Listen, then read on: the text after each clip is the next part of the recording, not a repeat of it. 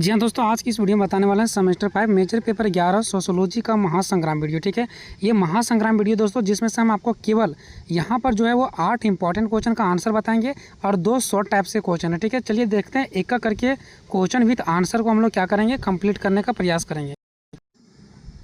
यहाँ पर देखिए दोस्तों, पहला क्वेश्चन है पंचायती राज व्यवस्था को स्पष्ट करें, या तो कोई भी चेंज करके देते हैं, बस पंचायती राज व्यवस्था आपको देखना है। हेलो दोस्तों, देखिए ये क्वेश्चन आपके कितने क्वेश्चन में काम करेंगे। ठीक है, अगर आपके एग्जाम में क्वेश्चन आता है कि ग्रामीण स्थानीय स्वशासन के गठन एवं शक्तियों का वर्णन करें, तब भी आपको यही आंसर लिखना है। या तो फिर पंचायती राज व्यवस्था आएगा, इसका गठन और शक्तियाँ, तब भी आपको यही लिखना है। ठीक है, क्योंकि ग्रामीण स्थानीय बोलो चाहे पंचायती राज व्यवस्था बोलो, दोनों एक ही होता है। हम आपको बताए थे पिछले वीडियो में, स्थानीय शासन के 2 प्रकार होते हैं, एक ग्रामीण और एक शहरी। तो ग्रामीण या पंचायती एक ही होता है। ठीक है, तो ग्रामीण के बारे में देते हैं या पंचायती के बारे में, बात एक ही है। ठीक है, अगर आपको 73वां संविधान संशोधन दे दे, तब भी उसमें भी आप इस पूरे आंसर को लिख सकते हो। अगर आपके क्वेश्चन में 73वें संविधान संशोधन दे देता है, तो उस पूरे क्वेश्चन में, यानी 73वें संविधान संशोधन के क्वेश्चन में आप पूरे के पूरे ये आंसर भी उठा के डाल सकते हो, क्योंकि 73वें संविधान संशोधन में पंचायती राज व्यवस्था के बारे में ही बताया गया है। ठीक है, तो इतना क्वेश्चन आपके यहाँ कंप्लीट होने वाला है। ठीक है, और आगे मैं आपको एक और क्वेश्चन बताऊंगा। ठीक है, ग्राम पंचायत के बारे में, ग्राम पंचायत भी आपको यहीं से कवर हो जाएगा। ठीक है, लेकिन वो ग्राम पंचायत अगर क्वेश्चन आ जाएगा तो ये पूरा का पूरा आंसर नहीं डालना है, एक बीच में छोटा सा पॉइंट उठा करके डालना, जो कि मैं आपको आगे बताऊँगा। ठीक है, तो आप लोगों ने लिख लो कॉपी में कि कितने क्वेश्चन में ये आंसर काम करने वाला है। ठीक है, तो ये बात आपको पता चल गया। अब आगे पढ़ने से और भी आपको कुछ पता चलेगा। ठीक है, तो ग्रामीण स्थानीय स्वशासन या पंचायती राज व्यवस्था, बात एक ही है। चलिए दोस्तों स्टार्ट करते हैं। पहले भूमिका, ग्रामीण स्थानीय स्वशासन जिन्हें पंचायती राज संस्थाएं भी कहा जाता है। कंप्लीट, ग्रामीण स्थानीय स्वशासन, तो फिर इसे पंचायती राज व्यवस्था भी कह सकते हैं। पंचायती राज व्यवस्था को भारत के संविधान के 73वें संविधान के अधिनियम 1992 के तहत लागू किया गया था। आपको ये भी पता चल गया कि अगर क्वेश्चन 73वें संविधान संशोधन करके आता है, उसमें भी आप ये आंसर डाल सकते हो। हल, ठीक है, 1992 के तहत लागू किया गया है। जैसा कि आप जानते हैं कि पंचायत राज व्यवस्था के तहत ग्रामीण इलाकों के विकास से संबंधित बहुत सारे कार्य किए जाते हैं। आपको पता है, जैसे कि हम जानते हैं पंचायती राज व्यवस्था के अंतर्गत कौन से इलाकों में काम किया जाता है, तो ग्रामीण इलाकों के विकास के लिए कार्य किया जाता है। ठीक है, इसीलिए तो इसको ग्रामीण व्यवस्था भी कह सकते हैं, या तो फिर पंचायती व्यवस्था भी कह सकते हैं। तो यहाँ तक कंप्लीट है दोस्तों, कोई दिक्कत नहीं है। आगे और भी मैं वीडियो लेकर के आऊँगा, टेंशन नहीं लेना है। और भी वीडियो मैंने बना दिया, वो सभी का लिंक आपको डिस्क्रिप्शन में मिल जाएगा। अब देखिए आगे चलते इसी में। ठीक है, देश के ग्रामीण इलाकों में कार्य करने वाले ग्रामीण स्थानीय सरकार भारत के केंद्र सरकार की ही एक शाखा है। देखिए यहाँ पे क्या बताया गया है, देश के ग्रामीण इलाकों में कार्य करने वाले जो ग्रामीण स्थानीय सरकार है, ये किसके अंडर में है, केंद्र सरकार के अंडर में है। ठीक है, केंद्र सरकार के अंडर में ही ये ग्रामीण स्थानीय सरकार है। ठीक है, पंचायती राज ग्रामीण क्षेत्रों में विकास कार्यों को करने वाली एक स्थानीय निकाय है। यानी जो ये पंचायती राज व्यवस्था है वो ग्राम क्षेत्रों में कार्य करने के लिए, इसके विकास करने के लिए ही इसको बनाया गया। ठीक है, जो लोगों के जन कल्याण से जुड़े कार्यों को करती है, जो लोगों के लिए कार्य करती है, जो लोगों से जुड़े हुए कार्यों को करती है। ठीक है, पंचायती राज व्यवस्था को कार्य के आधार पर मुख्यतः 3 भागों में बांटा गया। यानी जो पंचायती राज व्यवस्था है इसको कार्य करने के लिए 3 भागों में बांट दिया गया। ठीक है, ये 3 भाग कौन कौन सा है, तो ग्राम पंचायत, पंचायत समिति, जिला परिषद।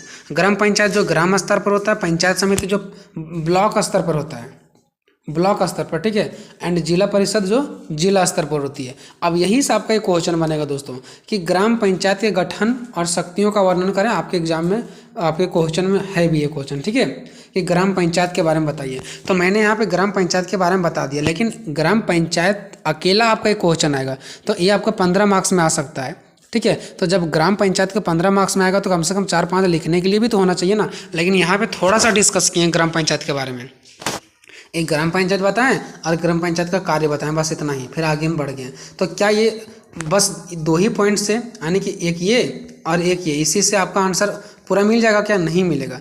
तो देखिए जब आपका ग्राम पंचायत पर क्वेश्चन आ जाएगा ना, पूछा जाएगा वहाँ पे कि ग्राम पंचायत, और जिला परिषद भी है। ठीक है, लेकिन जिला परिषद पर आने की संभावना नहीं है, लेकिन ग्राम पंचायत पर आ सकता है 5 नंबर में या 15 नंबर में।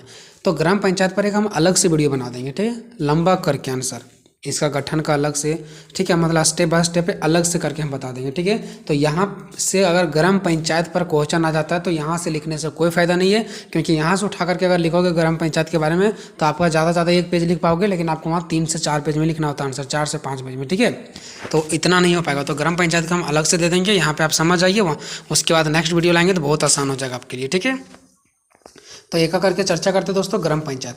तो ग्राम पंचायत का निर्माण ग्रामीण स्तर पर किया जाता है। ग्राम पंचायत का निर्माण ग्रामीण स्तर पर किया जाता है, जिसका उद्देश्य होता है किसी निश्चित क्षेत्र के विकास में अपनी भूमिका निभाना।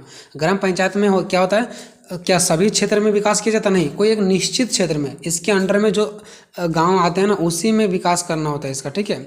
ग्राम सभा द्वारा ग्राम पंचायत का चुनाव किया जाता है, ठीक है। ग्राम पंचायत में किसके द्वारा चुनाव किया जाता है, ग्राम सभा के द्वारा। ग्राम पंचायत के सभी सदस्यों का चुनाव ग्राम की जनता द्वारा किया जाता है, ठीक है। ग्राम सभा में जितने सारे सदस्य का चुनाव होता है वो ग्राम के जनता द्वारा ही किया जाता है। ग्राम पंचायत का एक सरपंच होता है, जिससे ग्राम पंचायत का मुखिया कहा जाता है। अब आपको समझ में आया होगा, ठीक है। तो ये ग्राम पंचायत के अंतर्गत आता है मुखिया।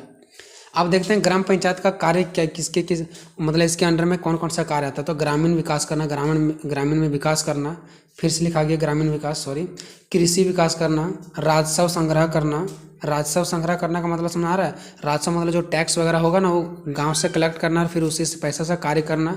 आपदा प्रबंधन, अगर किसी तरीके से भूकंप वगैरह आ जाता है तो जो व्यक्तियों के साथ जान माल का खतरा होता है उसको राहत देना, ठीक है। और आपदा प्रबंधन से बचाव का कार्य करना। तो ये सब चीज़ें इसके अंदर में कार्य में आ जाता है। अब क्या आप ग्राम पंचायत का इतना सा टॉपिक्स लिख करके इसके कार्य को लेकर के क्या ग्राम पंचायत का फुल मार्क्स उठा सकते हैं? नहीं। तो ग्राम पंचायत पर हम अलग से एक वीडियो बनाएंगे, लंबा वीडियो, ठीक है। नेक्स्ट था क्या इसका, पंचायत समिति। तो पंचायत समिति ग्राम पंचायत के श्रेष्ठ में स्थित समिति है। मतलब पंचायत समिति जो है ना ग्राम पंचायत के श्रेष्ठ में, मतलब ग्राम पंचायत से ऊपर लेवल का है पंचायत समिति। सबसे नीचे लेवल ग्राम पंचायत, इससे ऊपर बढ़ करके पंचायत समिति, ठीक है। तो इसी को बोला गया श्रेष्ठ में स्थित समिति है। मतलब ये जो फर्स्ट नंबर पर था ना ग्राम पंचायत, इससे ये बढ़ करके है पंचायत समिति, ठीक है। इस समिति में विभिन्न संवैधानिक पद पर नियुक्ति व्यक्ति इसके सदस्य होते हैं। मतलब क्या होता है, इस समिति में विभिन्न संवैधानिक पद पर नियुक्त व्यक्ति इसके सदस्य होते हैं। मतलब क्या होते हैं, जो इसके लिए जीतते हैं वही इसका सदस्य होते हैं, ठीक है। वही बताइए संवैधानिक पद पर नियुक्त होते हैं और इनका सदस्य बनते हैं। इसका कार्य क्षेत्र तहसील व ब्लॉक स्तर पर होता है, यानी कि इसका जो कार्य क्षेत्र होता है ना वो ब्लॉक स्तर पर होता है। ये ब्लॉक स्तर पर ही कार्य करेंगे, अभी मैंने इसके ऊपर बताया भी था, ठीक है। इस समिति में हर 5 वर्ष के पश्चात चुनाव आयोजित किया जाता है, यानी चुनाव होता है। और इस समिति का सचिव पंचायत समिति का विकास अधिकारी होता है, और इससे जो जीतता है वो पंचायत सचिव कहलाता है, ठीक है। आप सभी को पता होगा। पंचायत सचिव का कार्य लगभग सेम है, कृषि सुधार करना, भूमि में सुधार करना, पानी के संग्रह का विकास करना कि पानी का कैसे व्यवस्था किया जाए, कोई तकनीकी और व्यवसायी शिक्षा, कोई तकनीकी के मामले में, व्यवसायी के मामले में, ये सब चीज़ों का शिक्षा का क्या करना, विकास करना। एंड इसके अलावा और भी कुछ विशिष्ट योजनाओं को लागू करना, ये सब इसके हाथों में होती है, ठीक है। ये सब तो अपने से आप लिख सकते हैं, ठीक है। नेक्स्ट है, आप कुछ इसमें ऐड भी कर सकते हैं, ठीक है। नेक्स्ट है जिला परिषद। तो यह श्रेष्ठ एवं उच्च परिषद के तौर पर कार्य करती है, सबसे उच्च होती है, सबसे श्रेष्ठ होती है। इसका कार्य ग्राम पंचायत फर्स्ट नंबर वाला और पंचायत समिति सेकंड नंबर वाला, ये दोनों के कार्यों की निगरानी रखता है एवं उनका आवश्यकता पड़ने पर मार्गदर्शन भी करता है कि आपको ऐसे कार्य करना है, ऐसे कार्य करना है।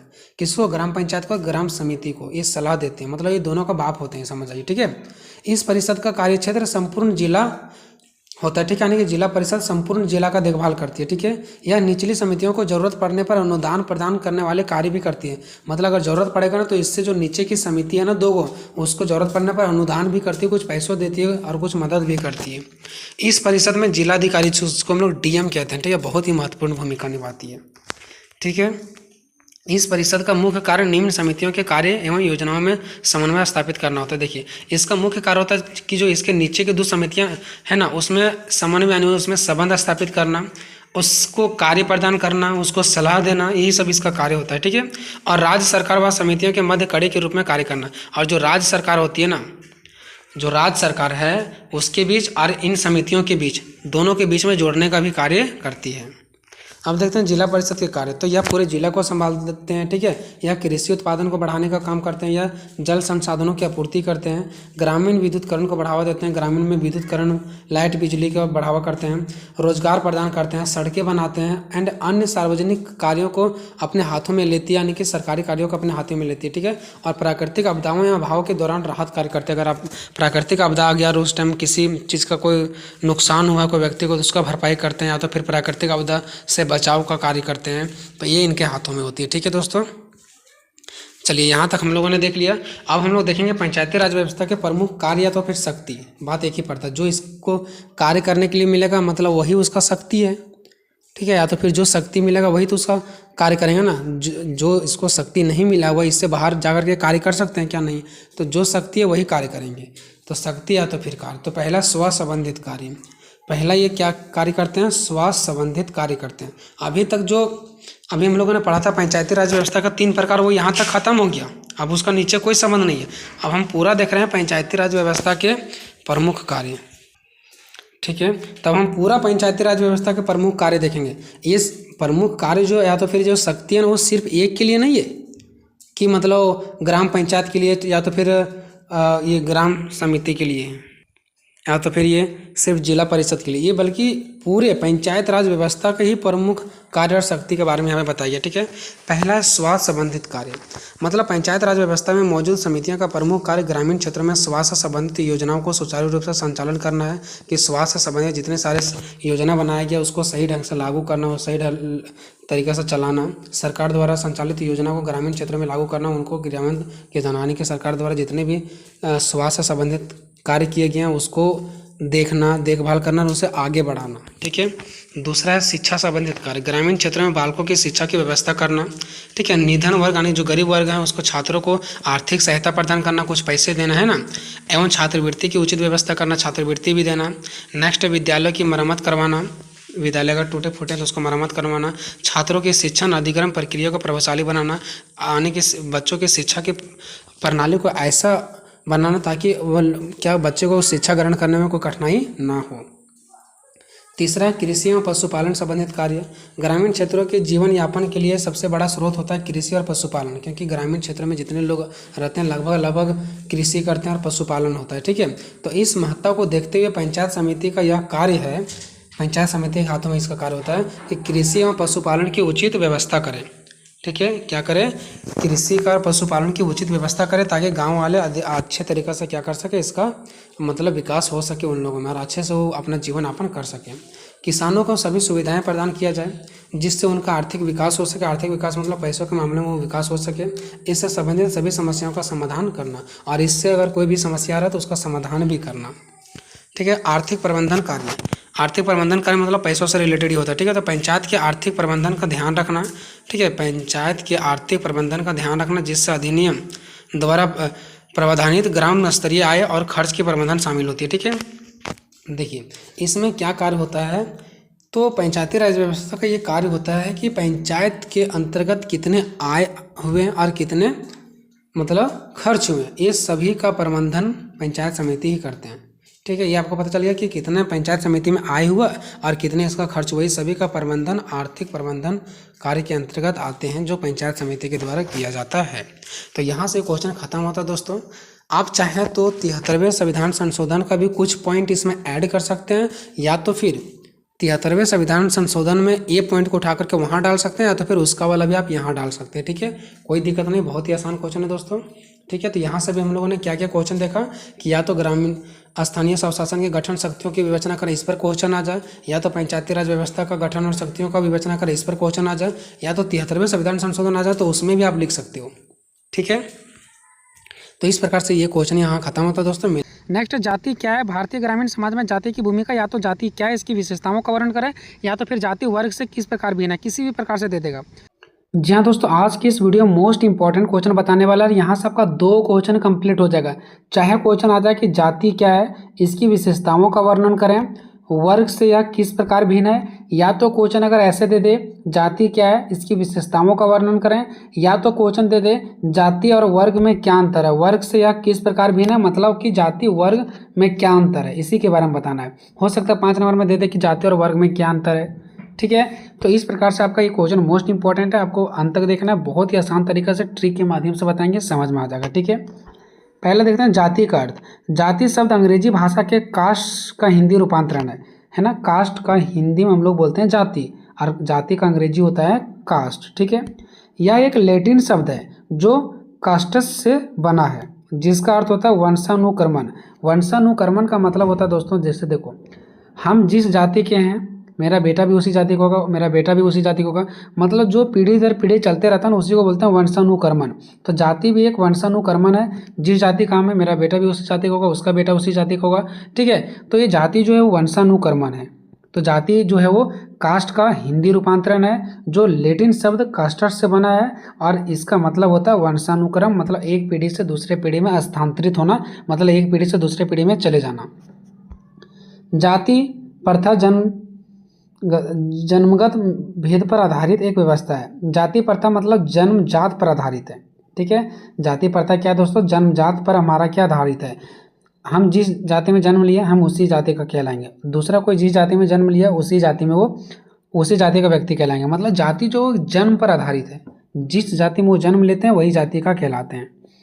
आगे देखिए, भारतीय सामाजिक संस्थाओं में जाति अत्यंत महत्वपूर्ण है। देखिए हमारे जो भारतीय सामाजिक संस्था है ना, इसमें जाति बहुत ही ज़्यादा इंपॉर्टेंट है। दूसरा देश में जाति वाति कुछ नहीं होता है, लेकिन भारतीय देश में जाति बहुत ही महत्वपूर्ण है, जो हजारों वर्ष से प्रचलित है, जो आज से नहीं, बहुत ही पुराने हजारों वर्ष से ये चीज़ें चला हुआ आ रहा है जाति, और ये हमारा भारतीय देश में ही पाया जाता है, और दूसरे देश में ऐसा जाति की व्यवस्था नहीं पाया जाता है।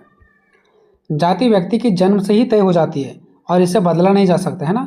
जो जाति है वो व्यक्ति के जन्म से ही तय हो जाता है कि आप किस जाति के हैं, और जो व्यक्ति जिस जाति में जन्म ले लेता है फिर उसको बदल नहीं सकते हैं। आगे देखिए, जाति का अर्थ है किसी समाज को अलग अलग समूहों में विभाजित करना। देखो मान लो कि ये एक हमारा समाज है, समाज में यहाँ पे ये अलग प्रकार के लोग रहते हैं और ये अलग प्रकार के लोग रहते हैं। ठीक है, तो ये हो जाएंगे अलग जाति का, ये हो जाएंगे अलग जाति का। आप लोग देखे होंगे एक ही गांव में अलग प्रकार के जाति के लोग रहते हैं, तो आखिर वो तो एक ही समाज है, एक ही गांव है, फिर भी एक ही समाज में अलग अलग समूह के लोग अलग अलग जाति में बढ़ जाते हैं, है ना। तो वही बताइए कि किसी भी समाज को अलग अलग समूहों में बांट देना। समाज में 50 आदमी है, तो मान लो कि 25-25 दो समूह में विभाजित हो गया, तो वो अलग अलग दो जाति बन गया, जिसमें कुछ समूह को दूसरे की तुलना में अधिक शक्ति और अधिकार प्राप्त होते हैं। देखो अब मान लो कि अलग अलग समूह बढ़ जाते हैं, समाज में अलग अलग समूह बढ़ जाते हैं, कुछ समूह को अधिक शक्ति प्राप्त होता है, कुछ को अधिक अधिकार प्राप्त होता है ना। जाति व्यवस्था में लोगों को उनके जन्म, व्यवसाय या वंश के आधार पर अलग अलग समूह में विभाजित कर दिया जाता है। अब देखो लोगों को, मान लो कि हम जिस तरह से जन्म लिए, मतलब हमारा परिवार जैसा होगा, हमारा वंश जैसा होगा, जन्म जैसा होगा, हम जिस प्रकार से व्यवसाय में, ठीक है, जन्म लेंगे। व्यवसाय का मतलब हो गया दोस्तों, जो हमारा, चाहे आप ब्राह्मण में, क्षत्रिय में, वैश्य में, शूद्र में, किस प्रकार के आप जाति में जन्म लिए हैं उसी जाति में आप चले जाते हैं।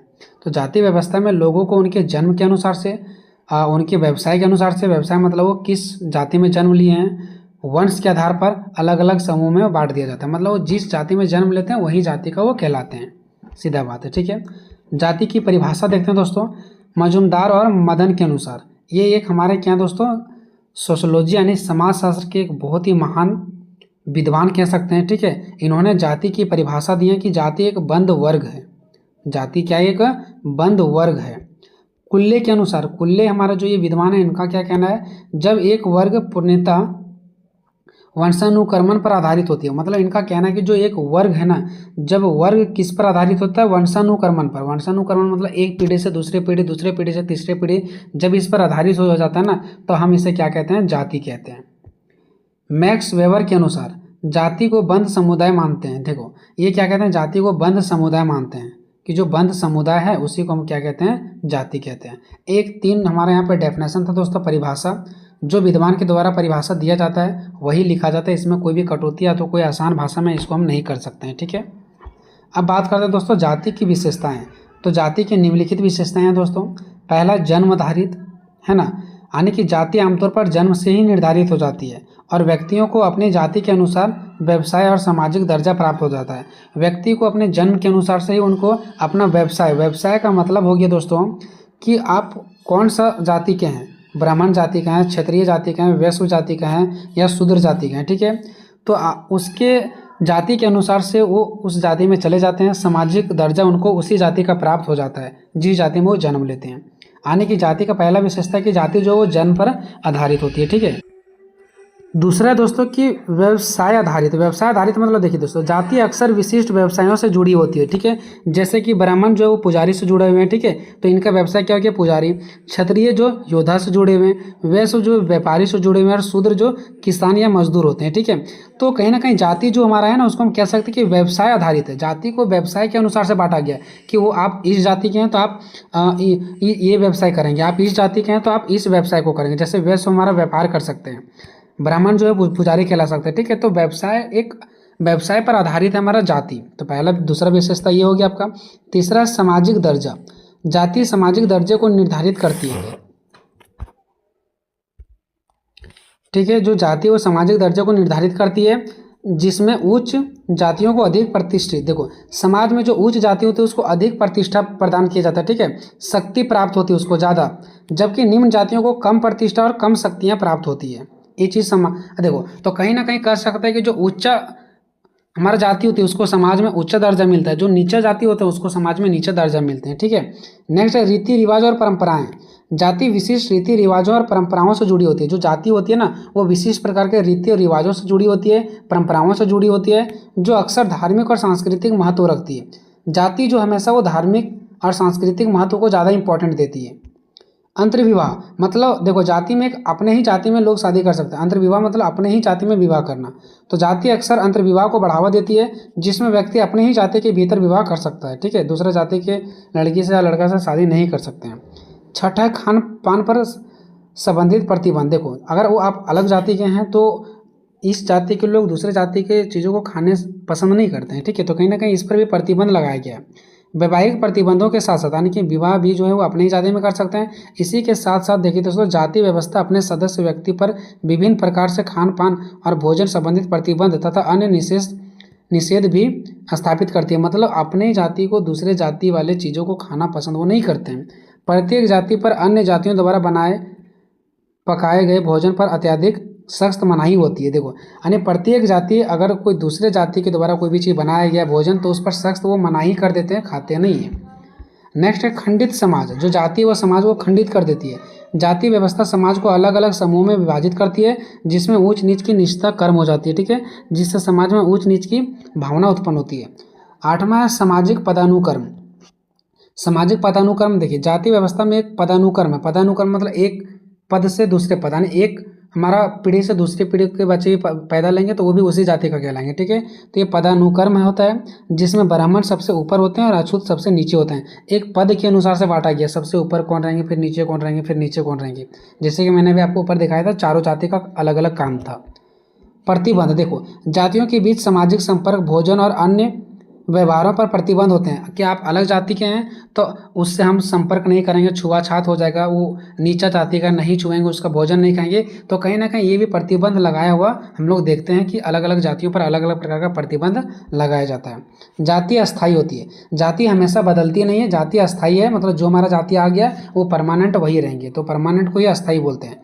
तो जाति अस्थायी होती है, जो हमेशा बनी रहती है, कभी बदलती नहीं है। अब देखिए दोस्तों, जाति की मैंने 10 विशेषताएं देखें। अब देखते हैं कि जाति की समस्याएं क्या है। आप इसको विशेषता में भी लिख सकते हो। ये पॉइंट जो मैंने एक लिखा है समस्या में, आप इसको 11वां विशेषता में, 12वां विशेषता, 13वां विशेषता और 14वां विशेषता में लिख सकते हो। इनकी समस्या लिखो चाहे तो इनकी विशेषताएं लिखो, सब एक ही है, ठीक है। तो जाति व्यवस्था कई समस्याओं का कारण बनती है, जैसे कि देखो सामाजिक असमानता। अगर जाति अलग अलग रहेंगे ना तो समाज में असमानता फैलती है, ठीक है। तो जाति व्यवस्था सामाजिक असमानता को बढ़ावा देती है, जिसमें उच्च जातियों को अधिक शक्ति और प्रतिष्ठा प्राप्त होती है और जो निम्न जातियाँ होती हैं उसको कम शक्ति और कम प्रतिष्ठा प्रदान होती है। तो कहीं ना कहीं हम बोल सकते हैं कि समाज में क्या होता है, असमानता फैलती है। दूसरा, भेदभाव की भी भावना उत्पन्न होती है। तो जाति व्यवस्था जो है वो भेदभाव को बढ़ावा देती है, जिसमें निम्न जातियों के लोगों को भेदभाव का सामना करना पड़ता है। और सबसे ज़्यादा भेदभाव किनको सामना करना पड़ता है, जो निम्न जाति के लोग होते हैं उनके साथ भेदभाव की भावना किया जाता है। असमान अवसर देखो, असमान अवसर, लोगों को एक समान अवसर नहीं प्रदान होता है, ठीक है। जाति व्यवस्था असमान अवसरों को बढ़ावा देती है, जिसमें उच्च जातियों के लोगों को अधिक अवसर प्राप्त होते हैं और जो निम्न प्रकार के जातियाँ होते हैं उसको अधिक अवसर प्राप्त नहीं होता। जैसे मान लो कहीं कहीं जाना है, ठीक है, तो वो जल्दी से जल्दी जो उच्च जातियों के लोग होते हैं उसी को लोग ढूंढते हैं, निम्न जाति के लोगों को नहीं ढूंढते हैं, जबकि ऐसा नहीं होना चाहिए। ऊंच नीच का संस्करण, ठीक है, ऊंच नीच का संस्करण। अब ये क्या, देखो दोस्तों, ऊंच नीच की भावना, ठीक है, जाति व्यवस्था में विभिन्न जातियों के मध्य परस्पर ऊंच नीच और छोटे बड़े की भावना भी निहित होती है। प्रत्येक जाति अपेक्षाकृत अथवा अन्यान्य जातियों की तुलनात्मक या तो फिर तुलनाकृत छोटी अथवा बड़ी मानी जाती है, ठीक है। यहाँ पे ये कहना है कि जो उच्च और नीच जातियाँ होती हैं उसमें एक बहुत ही बड़ी मात्रा में क्या होती है, उनके अंदर छोटी और बड़ी की भावना निहित होती है।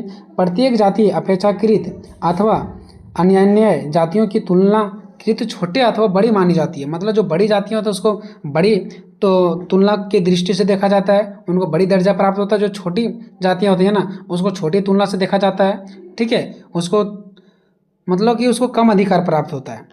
उसके बाद हम लोग देखते हैं दोस्तों जाति और वर्ग में अंतर क्या है, ठीक है। अब देखिए दोस्तों, जाति और वर्ग में अंतर, या तो फिर जाति वर्ग से किस प्रकार भिन्न है या तो वर्ग जाति से किस प्रकार भिन्न, बात एक ही पड़ता है। तो जाति और वर्ग के बीच मुख्य अंतर इस प्रकार है। आपको भी पेज को दो भागों में ऐसे बांटना है, एक तरफ लिखना जाति, एक तरफ लिखना वर्ग, और एक एक लाइन छोड़ छोड़ के आपको इस प्रकार से देना है। इस प्रकार से अच्छा मार्क्स आपको मिलेगा। देखिए दोस्तों, जाति का मतलब तो आपको समझ में आ गया कि जिस जाति में हम जन्म ले लिए, चाहे हम मोटा हैं, चाहे काले हैं, चाहे गोरा है, चाहे सुंदर हैं, चाहे हम आगे जाके बहुत कुछ कर सकते हैं, कोई फर्क नहीं पड़ता। आप जिस जाति में जन्म ले लिए, अगर छोटा जाति में जन्म लिया और आपके अंदर काबिलियत बहुत कुछ करने का है तो आप छोटा जाति कहलाएंगे। लेकिन वर्ग में ऐसा नहीं होता है। वर्ग मतलब देखिए दोस्तों, क्लास समझो, आप स्कूल ही जाते हैं तो क्या वहाँ पे ये देखा जाता है कि आप किस जाति के लोग हैं, कितना खाते हैं, काले हैं, गोरे, नहीं, आपका योग्यता कैसा, आप करने की क्षमता कैसा, आप पढ़ने में कितना तेज हैं, उसी क्लास में आपको रखा जाता है। मान लो पढ़ने में बहुत तेज हैं, 6 क्लास के लायक हैं तो 6 क्लास में रखा जाता है, 7 क्लास के लायक हैं तो 7 क्लास में रखा जाता है। तो वहाँ योग्यता के आधार पर, पढ़ाई लिखाई के आधार पर, ना कि आपका पैसे, धन, दौलत, जाति के आधार पर रखा जाता है। तो ये होता है हमारा वर्ग, जो हमारा जन्म को नहीं देखती है, कितना खाते पीते हैं वो नहीं देखती है, हमारा समाज कैसा वो नहीं देखती है, हमारे अंदर कितना काबिलियत है उस चीज़ों को देखा जाता है, ठीक है। जाति एक बंद स्त्रीकरण है, इससे आप बाहर नहीं निकल सकते हैं, चाहे आप कितनों मेहनत कर लो, जिस जाति में उसी जाति के रहेंगे। लेकिन वर्ग जो है वो खुला स्त्रीकरण है, ठीक है। जाति एक बंद वर्ग है, ठीक है, और वर्ग में खुलापन पाया जाता है, और जो वर्ग है इसमें खुला पाया जाता है, ठीक है। जाति का आधार जन्म है, यानी जन्म से ही आप जाति में बंध जाते हैं। लेकिन वर्ग का आधार योग्यता है, यानी मेरे अंदर जितना काबिलियत है उसके अनुसार से हम उस वर्ग में जा सकते हैं, है ना। जाति की सदस्यता प्रदत्त है ना, और वर्ग की सदस्यता अर्जित है। मतलब जाति की सदस्यता प्रदत्त है, मतलब ये हमेशा पहले से ही प्रदान किया गया है कि आप इस जाति में तो इसी जाति करेंगे। लेकिन वर्ग की सदस्यता अर्जित है, मतलब जितना मेहनत करेंगे, जितना अर्जित करेंगे उसी क्लास में रहेंगे हम, ठीक है। जाति में पैसे निश्चित होते हैं। जाति व्यवस्था में प्रत्येक जाति का व्यवसाय परस्पर एवं पूर्व निर्धारित होते हैं। देखो, जाति व्यवस्था में जो पैसे होते हैं वो निश्चित होते हैं कि आप इस जाति का तो आप यही काम कर सकते हैं। आपका पैसे मतलब जो कमाने का जरिया आपका निश्चित होता है। लेकिन वर्ग में पैसे निश्चित नहीं होते हैं, हमारा मन मर्जी, हम कोई भी कार्य को कर सकते हैं। 5वां, जाति में खान पान पर प्रतिबंध है, आप दूसरा जाति का नहीं खा सकते हैं, लेकिन इसमें प्रतिबंध नहीं है। 6ठा कि एक जाति के सदस्य अपनी ही जाति में विवाह कर सकते हैं। एक वर्ग के लोग अपने ऊंचे या नीचे वर्ग में विवाह कर सकते हैं, ठीक है। जाति वर्ग की अपेक्षा अधिक स्थिर, देखो जो जाति है ना वर्ग की अपेक्षा अधिक स्थिर है, मतलब छोटा है। वर्ग में स्थिरता कम पाई जाती है, आप इसमें बंध के नहीं रहते हैं, खुले रहते हैं आप, ठीक है। तो इस प्रकार से आप करेंगे दोस्तों तो आपको अच्छा नंबर मिलेगा।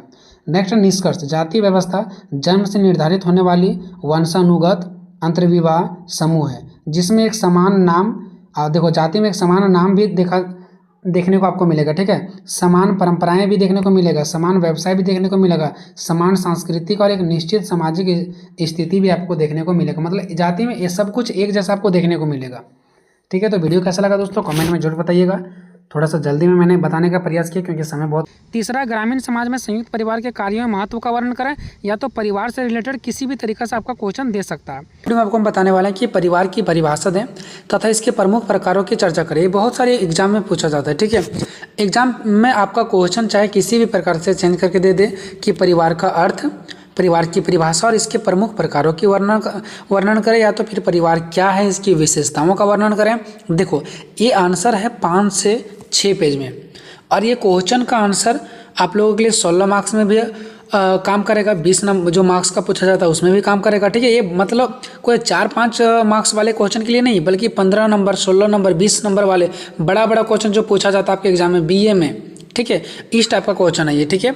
तो परिवार से रिलेटेड कोई भी अगर आपके एग्जाम में क्वेश्चन आ जाता है, बस वहाँ पे देखना कि क्या परिवार लिखा हुआ है।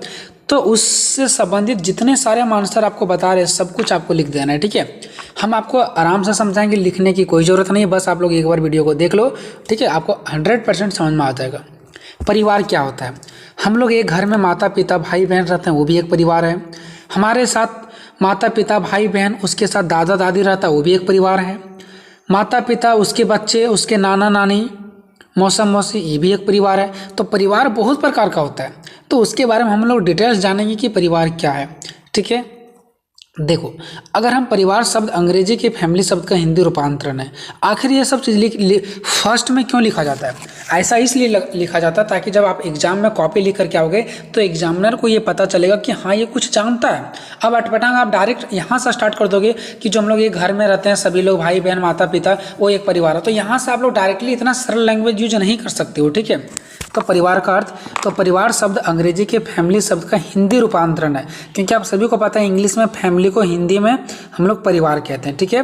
तो ये इंग्लिश का ही रूपांतरण है, जिसका अर्थ होता है सेवक। अर्थात यह एक प्रकार का ऐसा समूह है ना, समूह मतलब जहाँ बहुत सारे लोग रहते हैं, जिसके सदस्य सेवा भाव से एक दूसरे के साथ जीवन बिताते हैं। मतलब देखो, जिसके सदस्य क्या होते हैं, मतलब हमारे घर में जितने भी सारे लोग रहते हैं वो एक सेवा भाव से, हम भी उसको कुछ सेवा करते हैं, अपने भाई बहन को वो भी हमें सेवा करता है, मतलब एक साथ मिल के रहते हैं, वो भी हम काम करता है मेरे लिए, हम भी उसके लिए काम करते हैं, मतलब एक सेवा की तरह काम होता है, ठीक है। और एक दूसरे के साथ जीवन हम लोग बिताते हैं, ये हमारा परिवार का अर्थ है। आगे भी देखो, और भी अर्थ मैंने बता रखा है यहाँ पे आप लोगों को।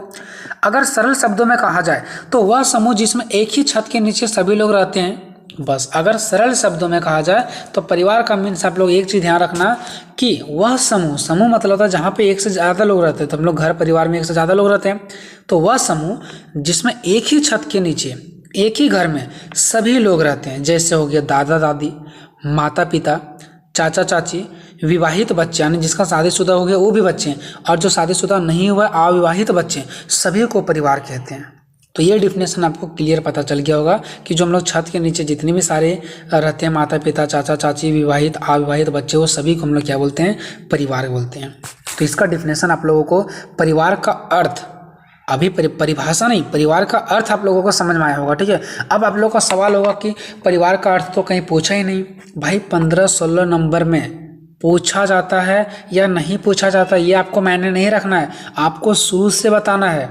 हाँ, वहीं अगर आप 5 नंबर में भी लिखते हैं, 7 नंबर में, तो जो क्वेश्चन पूछेगा वही आपको बताना पड़ेगा, ठीक है। लेकिन जब 15-16 नंबर में अगर आप बीए का स्टूडेंट है तो आपको हर एक क्वेश्चन को डीपली में चर्चा करना पड़ेगा, ठीक है। चलो, ये अर्थ हो गया। अब हम लोग जानते हैं परिभाषा। तो पहले के जो विद्वान लोग थे, पहले के जो ज्ञानी लोग थे, अर्थशास्त्री थे, ठीक है, यानी कि समाजशास्त्री थे, ठीक है, तो उन लोगों ने परिवार की अलग अलग परिभाषा दिया, तो उसको हम लोग देखते हैं। तो विभिन्न विद्वानों द्वारा दी गई परिवार की परिभाषा इस प्रकार है कि इन लोगों ने किस प्रकार से परिवार की परिभाषा दिया।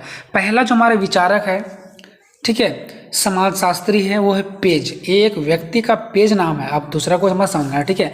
तो पेज ने क्या कहा, परिवार का डिफिनेशन किस प्रकार से दिया पेज ने, तो इसने कहा कि पेज के अनुसार से, देखो पेज के अनुसार से अगर बात करें तो परिवार एक ऐसा समूह है जो यौन संबंध पर आश्रित है।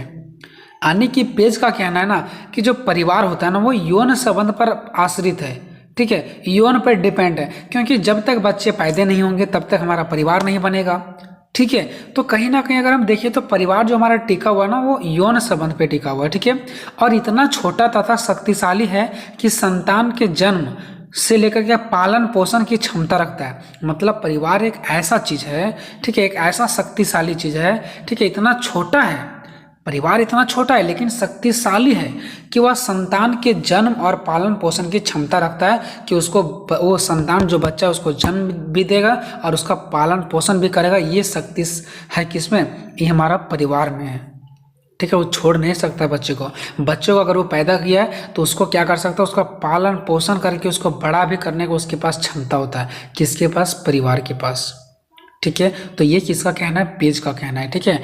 अब हम देखते हैं जो दूसरा व्यक्ति है, ठीक है, बीजेंस। ये बीजेंस का क्या कहना है? ये जो हमारा समाजशास्त्री थे बीजेंस, तो इसने क्या कहा परिवार के बारे में? तो इसने कहा, बीजेंस ने इसे एक अर्थ में कहा, हम परिवार की परिभाषा में एक बच्चे सहित स्त्री और उनकी देखभाल के लिए पुरुष को ले सकते हैं। मतलब इन लोगों ये जो था बी जेंस, इसने एक शब्दों में कहा कि परिवार की भाषा में हम सिंपल सा एक बच्चे सहित स्त्री और उनके देखभाल के लिए पुरुष को ले सकते हैं। मतलब हम परिवार के रूप में किसको ले सकते हैं? पुरुष को।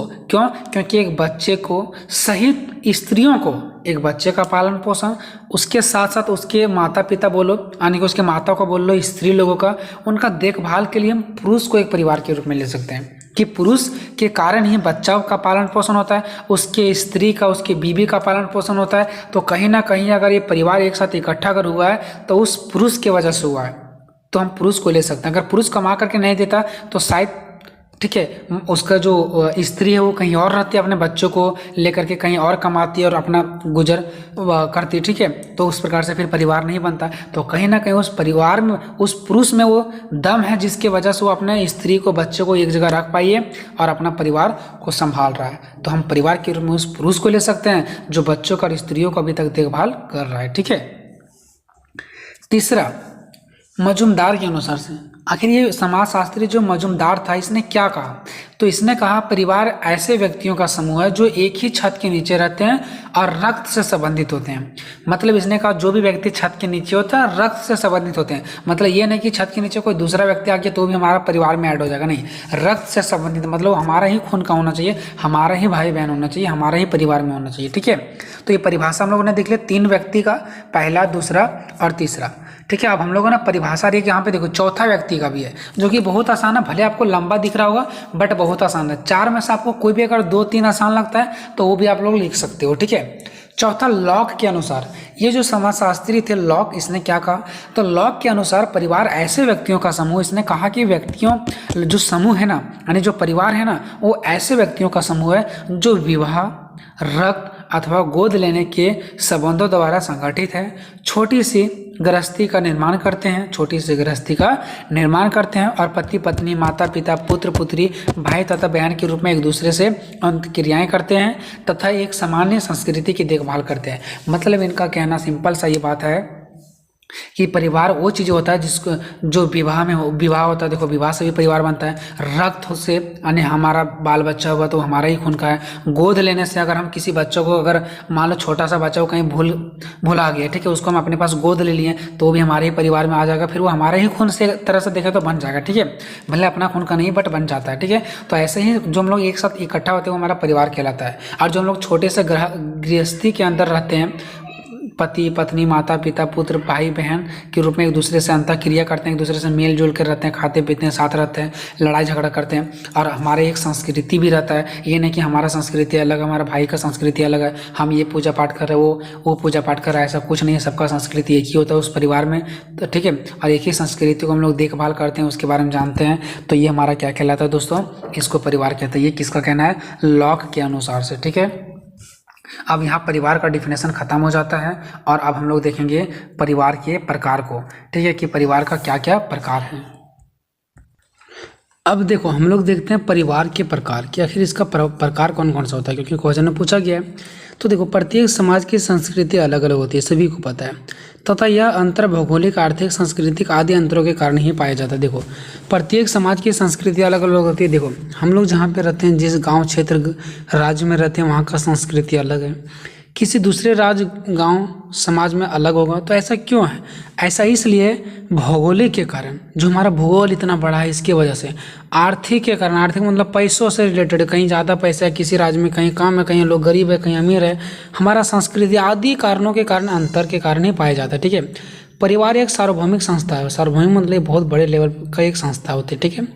हुए यानी बहुत बड़ा संस्था होते हुए भी अलग अलग स्थानों पर अलग अलग रूप से दिखाई पड़ता है। ये जो हमारा है परिवार, वो परिवार तो सब जगह है, भले हमारा संस्कृति अलग है, उनका संस्कृति अलग है, बट ये इतना बड़ा एक परिवार, एक इतना बड़ा संस्था है कि हर जगह पाया जाता है, भले ही अलग अलग रूपों में ही क्यों ना दिखाई दे, ठीक है। और इसके विभिन्न प्रकार होते हैं। देखो एक संख्या के आधार पर अलग प्रकार होते हैं, निवास के आधार पर, अधिकार के आधार पर, विवाह के आधार पर अलग अलग परिवार होते हैं। अब देखते हैं कौन कौन ऐसे, चारों को देखेंगे एक एक करके, ठीक है। तो पहला हम लोग आ जाते हैं, देखो यहाँ पे 5वां नंबर भी है, उत्तराधिकार के आधार पर, वंश नाम परंपरा के आधार पर, ठीक है। तो ये हमारा टोटल 6 है, ठीक है, बट हम लोग 4 का ही चर्चा करेंगे क्योंकि बहुत ज़्यादा लंबा हो जाएगा फिर, ठीक है। पहला देखते हैं संख्या के आधार पर। तो देखो संख्या के आधार पर हमारे पास जो होता है वो 2 होते हैं, एक केंद्रीय परिवार, संयुक्त परिवार, और तीसरा विस्तृत परिवार, 3 होता है, ठीक है। तो देखते हैं संख्या के आधार पर कौन कौन सा परिवार होता है। एक होता है केंद्रीय परिवार, यानी जिस परिवार में केवल और केवल पति पत्नी और उनके अविवाहित बच्चे हो, मतलब जिस बच्चों का शादी भी नहीं हुआ है, जो घर में ही रह रहे हैं, ठीक है। जो इसका शादी हो जाएगा वो तो बाहर चल जाएगा। तो जिस परिवार में पति पत्नी और उनके अविवाहित बच्चे हो, यानी कुमारे बच्चे हो, वह परिवार केंद्रीय परिवार कहलाता है, ठीक है। बहुत आसान है। संयुक्त परिवार क्या है? जिस परिवार में पति पत्नी उसके सभी विवाहित और अविवाहित बताने, जो कुमार है वो भी और जो कुमारा नहीं भी हो वो भी, सभी पुत्रियों पुत्र पोती पोतियाँ निवास करते हो। समझ गए? पति पत्नी, उनके विवाहित अविवाहित, ठीक है, जो कुमारे हैं वो भी, जो कुमारे नहीं हैं वो भी, उसका पुत्री पुत्र पोते पोतियाँ निवास करते हैं, ये सभी हमारा संयुक्त परिवार कहलाता है। विस्तृत परिवार में क्या कहलाएगा? ऐसे परिवार में रक्त तथा अन्य प्रकार के संबंधित एक साथ निवास करते हैं। मतलब जैसे देखो हमारा फुआ हो गया, हमारे मौसी हो गया, दादा दादी, मतलब एक लंबा लेवल तक, ठीक है। मतलब आप लोग समझ गए 3 प्रकार का है। एक है हमारा केंद्रीय परिवार, केंद्रीय परिवार थोड़ा छोटा लेवल पर होता है, संयुक्त परिवार उससे थोड़ा बड़ा लेवल पर होता है, और विस्तृत परिवार के अंदर हमारा पूरा खानदान आते हैं, ठीक है। ऐसा समझो, पूरा खानदान ऐसा करके। अभी हमारा हो गया, जैसे कि यहाँ पे देख सकते हैं केंद्रीय परिवार में कुछ ही लोग होते हैं, संयुक्त परिवार में उससे भी अधिक लोग होते हैं, और विस्तृत परिवार में उससे भी अधिक लोग होते हैं। तो ऐसा डायग्राम में आप बना सकते हैं, छोड़ भी सकते हैं, ठीक है। अब देखते हैं, अभी तो हम लोगों ने देख लिया संख्या के आधार पर। अब दूसरा देखते हैं निवास के आधार पर। तो निवास के आधार पर हमारा होता है पित स्थानिक परिवार, ठीक है। पित मतलब क्या? पिता, ठीक है। तो विवाह के बाद स्त्री जब अपने पति के यहाँ रहने लगती है, देखो जब विवाह के बाद स्त्री यानी लड़की जब अपने पति के यहाँ रहने लगता है, यानी अपने कहाँ पे? ससुराल में रहने लगती है, तो वो हमारा पित स्थानिक परिवार कहलाता है, ठीक है। दूसरा है हमारा मात्र स्थानिक परिवार। ये कब होता है? जब विवाह के पश्चात जब पुरुष अपने स्त्री के साथ रहने लगती है, यानी कि जब पुरुष अपने ससुराल में रहने लगता है, ठीक है, तो हमारा मात्र स्थानिक परिवार कहलाता है, ठीक है। तीसरा है हमारा नवस्थानिक परिवार। नवस्थानिक परिवार क्या होता है? जब विवाह के बाद जब पति पत्नी नए निवास स्थान पर रहने लगे तब उसे हम कहते हैं नवस्थानिक परिवार। चौथा हमारा क्या है? माता पिता स्थानिक परिवार। जब लड़के के माता पिता अथवा लड़की के निवास स्थान में से कहीं पर रहने लगे हो, मतलब क्या? जब लड़के के माता पिता अथवा लड़की के माता पिता निवास स्थान में से कहीं पर रहने लगे हो, ठीक है, निवास के लिए कहीं दूसरे जगह रहने लगे हो, तो इस प्रकार के परिवार का निर्माण होता है माता पिता स्थानिक परिवार, ठीक है। पांचवा है द्विस्थानिक परिवार। जब पति पत्नी अपने जन्म के परिवार में रहते हैं, यानी कि जहाँ पे पति पत्नी का जन्म हुआ था वहीं पर रहते हैं, तो ऐसे परिवार को हम लोग द्विस्थानिक परिवार कहते हैं, ठीक है। उसके बाद नेक्स्ट है छठा मामा स्थानिक परिवार। लड़के के मामा के यहाँ रहने लगे तो मामा स्थानिक परिवार कहलाता है, ठीक है। अब हम लोग देखते हैं अधिकार के आधार पर। अधिकार सुने होंगे कि जब एक पिता का डेथ हो जाता है तो उसका जो जितने सारा अधिकार होता है वो एक बड़े बेटा का होता है, इस प्रकार का। तो पित सनात्मक परिवार, ठीक है, ठीक है। पित सतात्मक परिवार, जिस परिवार में पिता अथवा पुरुष का नियंत्रण परिवार पर हो, यानी कि जिस भी परिवार में पिता का अथवा फिर या तो फिर कोई लड़के का, यानी कि पुरुष जाति का नियंत्रण हो उस परिवार में, उस परिवार को चलाने वाला पुरुष हो, तो उसे बोलते हैं पित सतात्मक परिवार, ठीक है। मातृ सतात्मक परिवार क्या होता है? जिस परिवार में माता यानी कि स्त्री का नियंत्रण हो, यानी कि वहाँ का गार्जियन मैन मालिक माता हो, लड़की हो, स्त्री हो, तो हमारा कहलाता है मात्र सतात्मक परिवार, ठीक है। उसके बाद नेक्स्ट हम लोग चलते हैं विवाह के आधार पर। अब विवाह के आधार पर देखते हैं, तो एकल विवाह परिवार या तो एक विवाह परिवार, ठीक है, यानी कि एक पुरुष द्वारा एक स्त्री से विवाह करने पर ऐसे परिवार का निर्माण होता है, यानी एकल विवाह परिवार या तो एक विवाह परिवार, ठीक है। जब एक स्त्री एक ही लड़का से शादी करता है या तो फिर एक पुरुष एक ही स्त्री से शादी करता है तब, ठीक है, एकल कहलाता है। उसका बहुविवाह परिवार का कब कहलाता है? जब एक पुरुष अनेक स्त्रियों से या तो फिर एक स्त्री अनेक पुरुषों से विवाह करे, तो ये बहुविवाही परिवार कहलाता है, ठीक है। आखिर एक लड़की 2 लड़का से शादी करे चाहे 2 लड़का 1 लड़की से शादी करे, ये भी एक परिवार ही है, ठीक है। मतलब परिवार के हम लोग अलग अलग रूप देख लिए। कोई लड़का अपने ससुराल में जाकर के रह रहा है तो वहाँ भी एक परिवार बसा हुआ है, वही लड़की ही ससुराल में आकर के अगर बसा हुआ तो भी एक परिवार है, ठीक है। अगर हम लोग कहीं सारा फैमिली उठ करके दूसरे जगह चल जाते हैं तो वो भी एक परिवार है। मामा के घर रह जाए तो ये भी एक परिवार है। हर एक चीज़ परिवार है, ठीक है।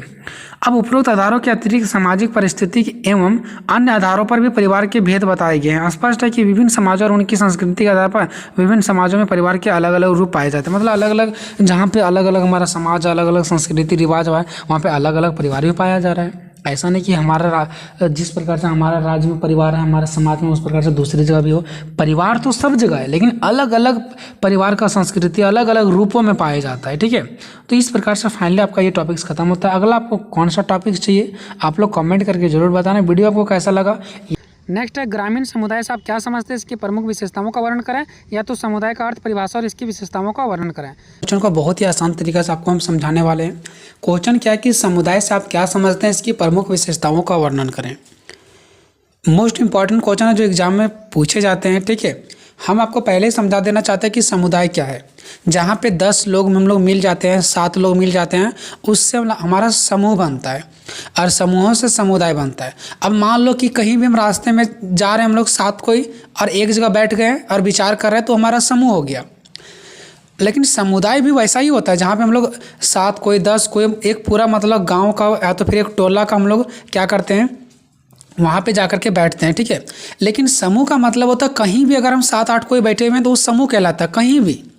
लेकिन समुदाय का एक फिक्स जगह होता है। हम अपने ग्रामीण में या अपने टोला मोहल्ले में हम लोग जहाँ पे निश्चित जो फिक्स जगह बना रहता है कि अगर आज आपके साथ किसी भी तरीक़े से आप बात करना, कोई मुद्दे पर बात करना कि हमारे गांव में क्या होना चाहिए, तो फिर हमारे मोहल्ले में क्या होना चाहिए, क्या नहीं होना चाहिए, इस पर जो विचार करना, तो हम लोग एक फिक्स जगह जहाँ बना रहता है वहीं पर हम लोग जाते हैं। तो समुदाय एक फिक्स जगह होता है, समूह फिक्स जगह नहीं होता है। और समुदाय भवन भी होता है, आप लोग जानते होंगे, जहाँ पे घर की जैसा बना रहता है, ठीक है। और वहाँ पे हम लोग जाके बैठते हैं, धूप छाया पानी वगैरह से बचने के लिए, ठीक है। और वहाँ पे बैठ के बात करते हैं, तो वही हमारा समुदाय होता है। तो बहुत ही आसान है, आपको तुरंत समझ में आ जाएगा। बस वीडियो को एक बार देखना है। चैनल पर नए हैं तो सब्सक्राइब करके वीडियो को लाइक कर दीजिए और दोस्तों में शेयर कर दीजिए। देखिए, सबसे पहले समझते हैं समुदाय का अर्थ। तो समुदाय शब्द को अंग्रेजी में कम्युनिटी कहते हैं, ठीक है। इसको अंग्रेजी में क्या कहते हैं, कम्युनिटी कहते हैं। और इस शब्द का निर्माण 2 शब्द से मिलकर बना है, ठीक है। कॉम और मुनिस से मिलकर बना है। कॉम प्लस मुनिस अगर दोनों को मिला देंगे तो हो जाएगा कम्युनिटी, जिसको हिंदी में कहते हैं समुदाय। ये तो इस शब्द का बात हो गया, जिसमें कॉम का अर्थ होता है एक साथ और मुनिस का अर्थ होता है सेवा करना, मतलब एक साथ सेवा करना। अब एक साथ सेवा करने का मतलब क्या हो गया, अगर 7-8 कोई हम लोग समुदाय में बैठे हुए हैं, तो अगर हमारे ऊपर कोई विपत्ति होता है तो हमारे सभी लोग मिल के सेवा करते हैं। अगर उसके ऊपर कोई प्रकार का कोई प्रॉब्लम होता है तो सभी लोग मिल के सेवा करते हैं। यही होता है ना समुदाय में बैठने का फायदा, ठीक है। तो एक साथ सभी लोग क्या करते हैं, सेवा करते हैं। एक साथ सभी लोग कार्य करते हैं, ठीक है। एक जैसा, ये नहीं कि वो अलग कार्य कर रहा था हम अलग करते हैं। समुदाय में सभी लोग एक ही जैसा कार्य करते हैं, ठीक है। चलिए, अब इस प्रकार समुदाय का अर्थ एक साथ सेवा करना है। इस प्रकार हम कह सकते हैं कि समुदाय का अर्थ क्या है, एक साथ सेवा करना। अर्थात व्यक्तियों का ऐसा समूह मतलब जहाँ पे लोग मिलकर बैठते हैं, यानी व्यक्तियों का ऐसा समूह जिसमें परस्पर मिलकर रहने की भावना होती है। मतलब व्यक्तियों का ऐसा समूह जिसके अंदर ये भावना हो कि हमें मिलकर रहना है। छल कपट की भावना तो वहाँ पे समुदाय नहीं बनेगा, है ना। तो ऐसी भावना, ऐसे समूह जिसमें लोगों को मिलकर रहने की भावना होती है तथा परस्पर सहयोग द्वारा अपने अधिकारों का उपयोग करते हैं, तथा एक दूसरे का सहयोग करते हैं और सहयोग द्वारा अपने अधिकार का उपयोग करते हैं। एक दूसरे का सहयोग करते हैं और अधिकार का उपयोग करते हैं। अब ये नहीं कि किसी को मार देते हैं, कुछ भी करते हैं, अपने अधिकार का प्रयोग उसी तरीक़े से करते हैं ताकि एक दूसरे का सहयोग हो। ये नहीं कि एक दूसरे के प्रति बुरा हो और सिर्फ मेरा ही फ़ायदा हो। ऐसा अधिकार का प्रयोग करते हैं, ठीक है। यानी ऐसा कार्य करते हैं जिससे सभी लोगों का क्या हो, फायदा हो, दूसरे का कोई नुकसान नहीं हो। तो इसे हम लोग समुदाय कहते हैं। अर्थात व्यक्तियों का ऐसा समूह जिसमें परस्पर लोग मिलकर रहने की भावना हो और एक दूसरे का सहयोग करने की भावना हो, उसको हम लोग क्या बोलते हैं, समुदाय कहते हैं, ठीक है। दोस्तों, ये समझ में आ गया। अगर हम सरल शब्दों में कहें तो जब किसी समूह, चाहे वह समूह छोटा हो या समूह बड़ा हो, कि सभी सदस्य इस प्रकार साथ साथ रहते हो, उनका ऐसा रहना कि किसी विशेष योजना या स्वार्थ को लेकर नहीं हो, बल्कि उनमें सामान्य जीवन की आधारभूत बातें हो, उसे समूह को हम क्या कहते हैं, समुदाय के नाम से जानते हैं। देखिए, मैं आपको समझाते हैं। चाहे वो समूह छोटा हो या बड़ा हो, लेकिन सभी सदस्यों इस प्रकार साथ साथ रहे, यानी वो लोग एक चीज़ को सोच करके एक साथ रहे कि एक हमें किसी भी प्रकार का विशेष योजना या तो स्वार्थ को लेकर के नहीं कि हमें कोई योजना बनाना है। समुदाय के लोग क्या इसलिए बैठते हैं कि कोई योजना बनाएंगे, वो लोग बड़े बड़े योजना नहीं, हमारे पास उतना बड़ा औकात नहीं होता कि हम लोग कोई योजना बना सकें, या तो हम अपने स्वार्थ को लेकर के बैठते हैं। नहीं, ना तो हम लोग को वहाँ पे योजना बनाने जाते हैं, ना तो हम लोग कोई अपने स्वार्थ के लिए वहाँ पे जाते हैं, बल्कि हम लोग अपने जो नॉर्मल जीवन चल रहा होता ना उसके आधारभूत कुछ बातें करने के लिए जाते हैं कि हम लोग कैसे मिल के रहना है, तो आज वो लड़का गलत किया तो उसको ऐसे हमारा समाज में नहीं होना चाहिए, ये सब बातें करते हैं। ना कि हम लोग बड़े बड़े देश लेवल पर, राष्ट्र लेवल पर कोई योजना बनाते हैं तो फिर स्वार्थ को पूर्ति करते हैं, है ना। तो वही यहाँ पे बताया गया कि वह समुदाय चाहे वो छोटा हो चाहे बड़ा हो, है ना, सदस्य इस प्रकार के साथ रहते हैं, यानी कि चाहे वो छोटा हो चाहे बड़ा हो, और इस प्रकार सोच करके वो साथ रहता है कि हमें कोई विशेष योजना स्वार्थ की पूर्ति नहीं करना है, बल्कि एक सामान्य जीवन के आधारभूत बातें करना है, सामान्य जीवन के बारे में कुछ बातें करना है। तो उस समूह को और इस प्रकार के सोचने वाले समूह को समुदाय के नाम से जानते हैं। ठीक है दोस्तों, तो ये हो गया हमारा। चलिए अब हम लोग देखते हैं समुदाय का परिभाषा। कुछ अलग अलग विद्वान जो थे वो समुदाय का अलग अलग प्रकार से कुछ परिभाषा दिए हैं। चलिए देखते हैं कि कौन कौन से विद्वान क्या क्या परिभाषा दिए हैं। तो अलग अलग विद्वानों ने निम्नलिखित प्रकार की परिभाषा दी है। ठीक है, अब देखिए दोस्तों, हम आपको जो टोटल समझा रहे हैं इसमें से कोई जरूरी नहीं कि आपको हर एक पॉइंट समझ में ही आए, तो आप उसको जैसे एक्सप्लेन कर सकते हैं अपने मन से वैसे कीजिए। ठीक है, या तो कुछ पॉइंट अगर आपको समझ नहीं आ रहा तो आप छोड़ भी सकते हैं। ठीक है, ऐसा नहीं कि जितना हम आपको बता रहे हैं उसी लेवल से आप एग्जाम में जाकर के लिखेंगे। पहला है बोगार्ट्स के अनुसार। ये जो बोगार्ट्स विद्वान हैं इनका क्या कहना है, तो इनका कहना है समुदाय एक ऐसा सामाजिक समूह है, समुदाय एक ऐसा समूह है जो एक निश्चित भौगोलिक क्षेत्र में निवास करता है। मतलब ये जो निश्चित जगह में होते हैं, हम आपको पहले बताए थे नहीं, फिक्स जगह में होते हैं, है ना, तो एक निश्चित भौगोलिक क्षेत्र में निवास करते हैं और जिसमें कुछ मात्र तक हम की भावना पाई जाती है। मतलब ये निश्चित भौगोलिक क्षेत्र में पाई जाती है और इसमें हम की भावना पाई जाती है। हम की भावना मतलब सिर्फ मैं की भावना नहीं, हम की भावना। जहाँ मैं की भावना आ गई इसका मतलब सिर्फ मेरा अकेला, लेकिन हम की भावना का मतलब हो गया हम सबका।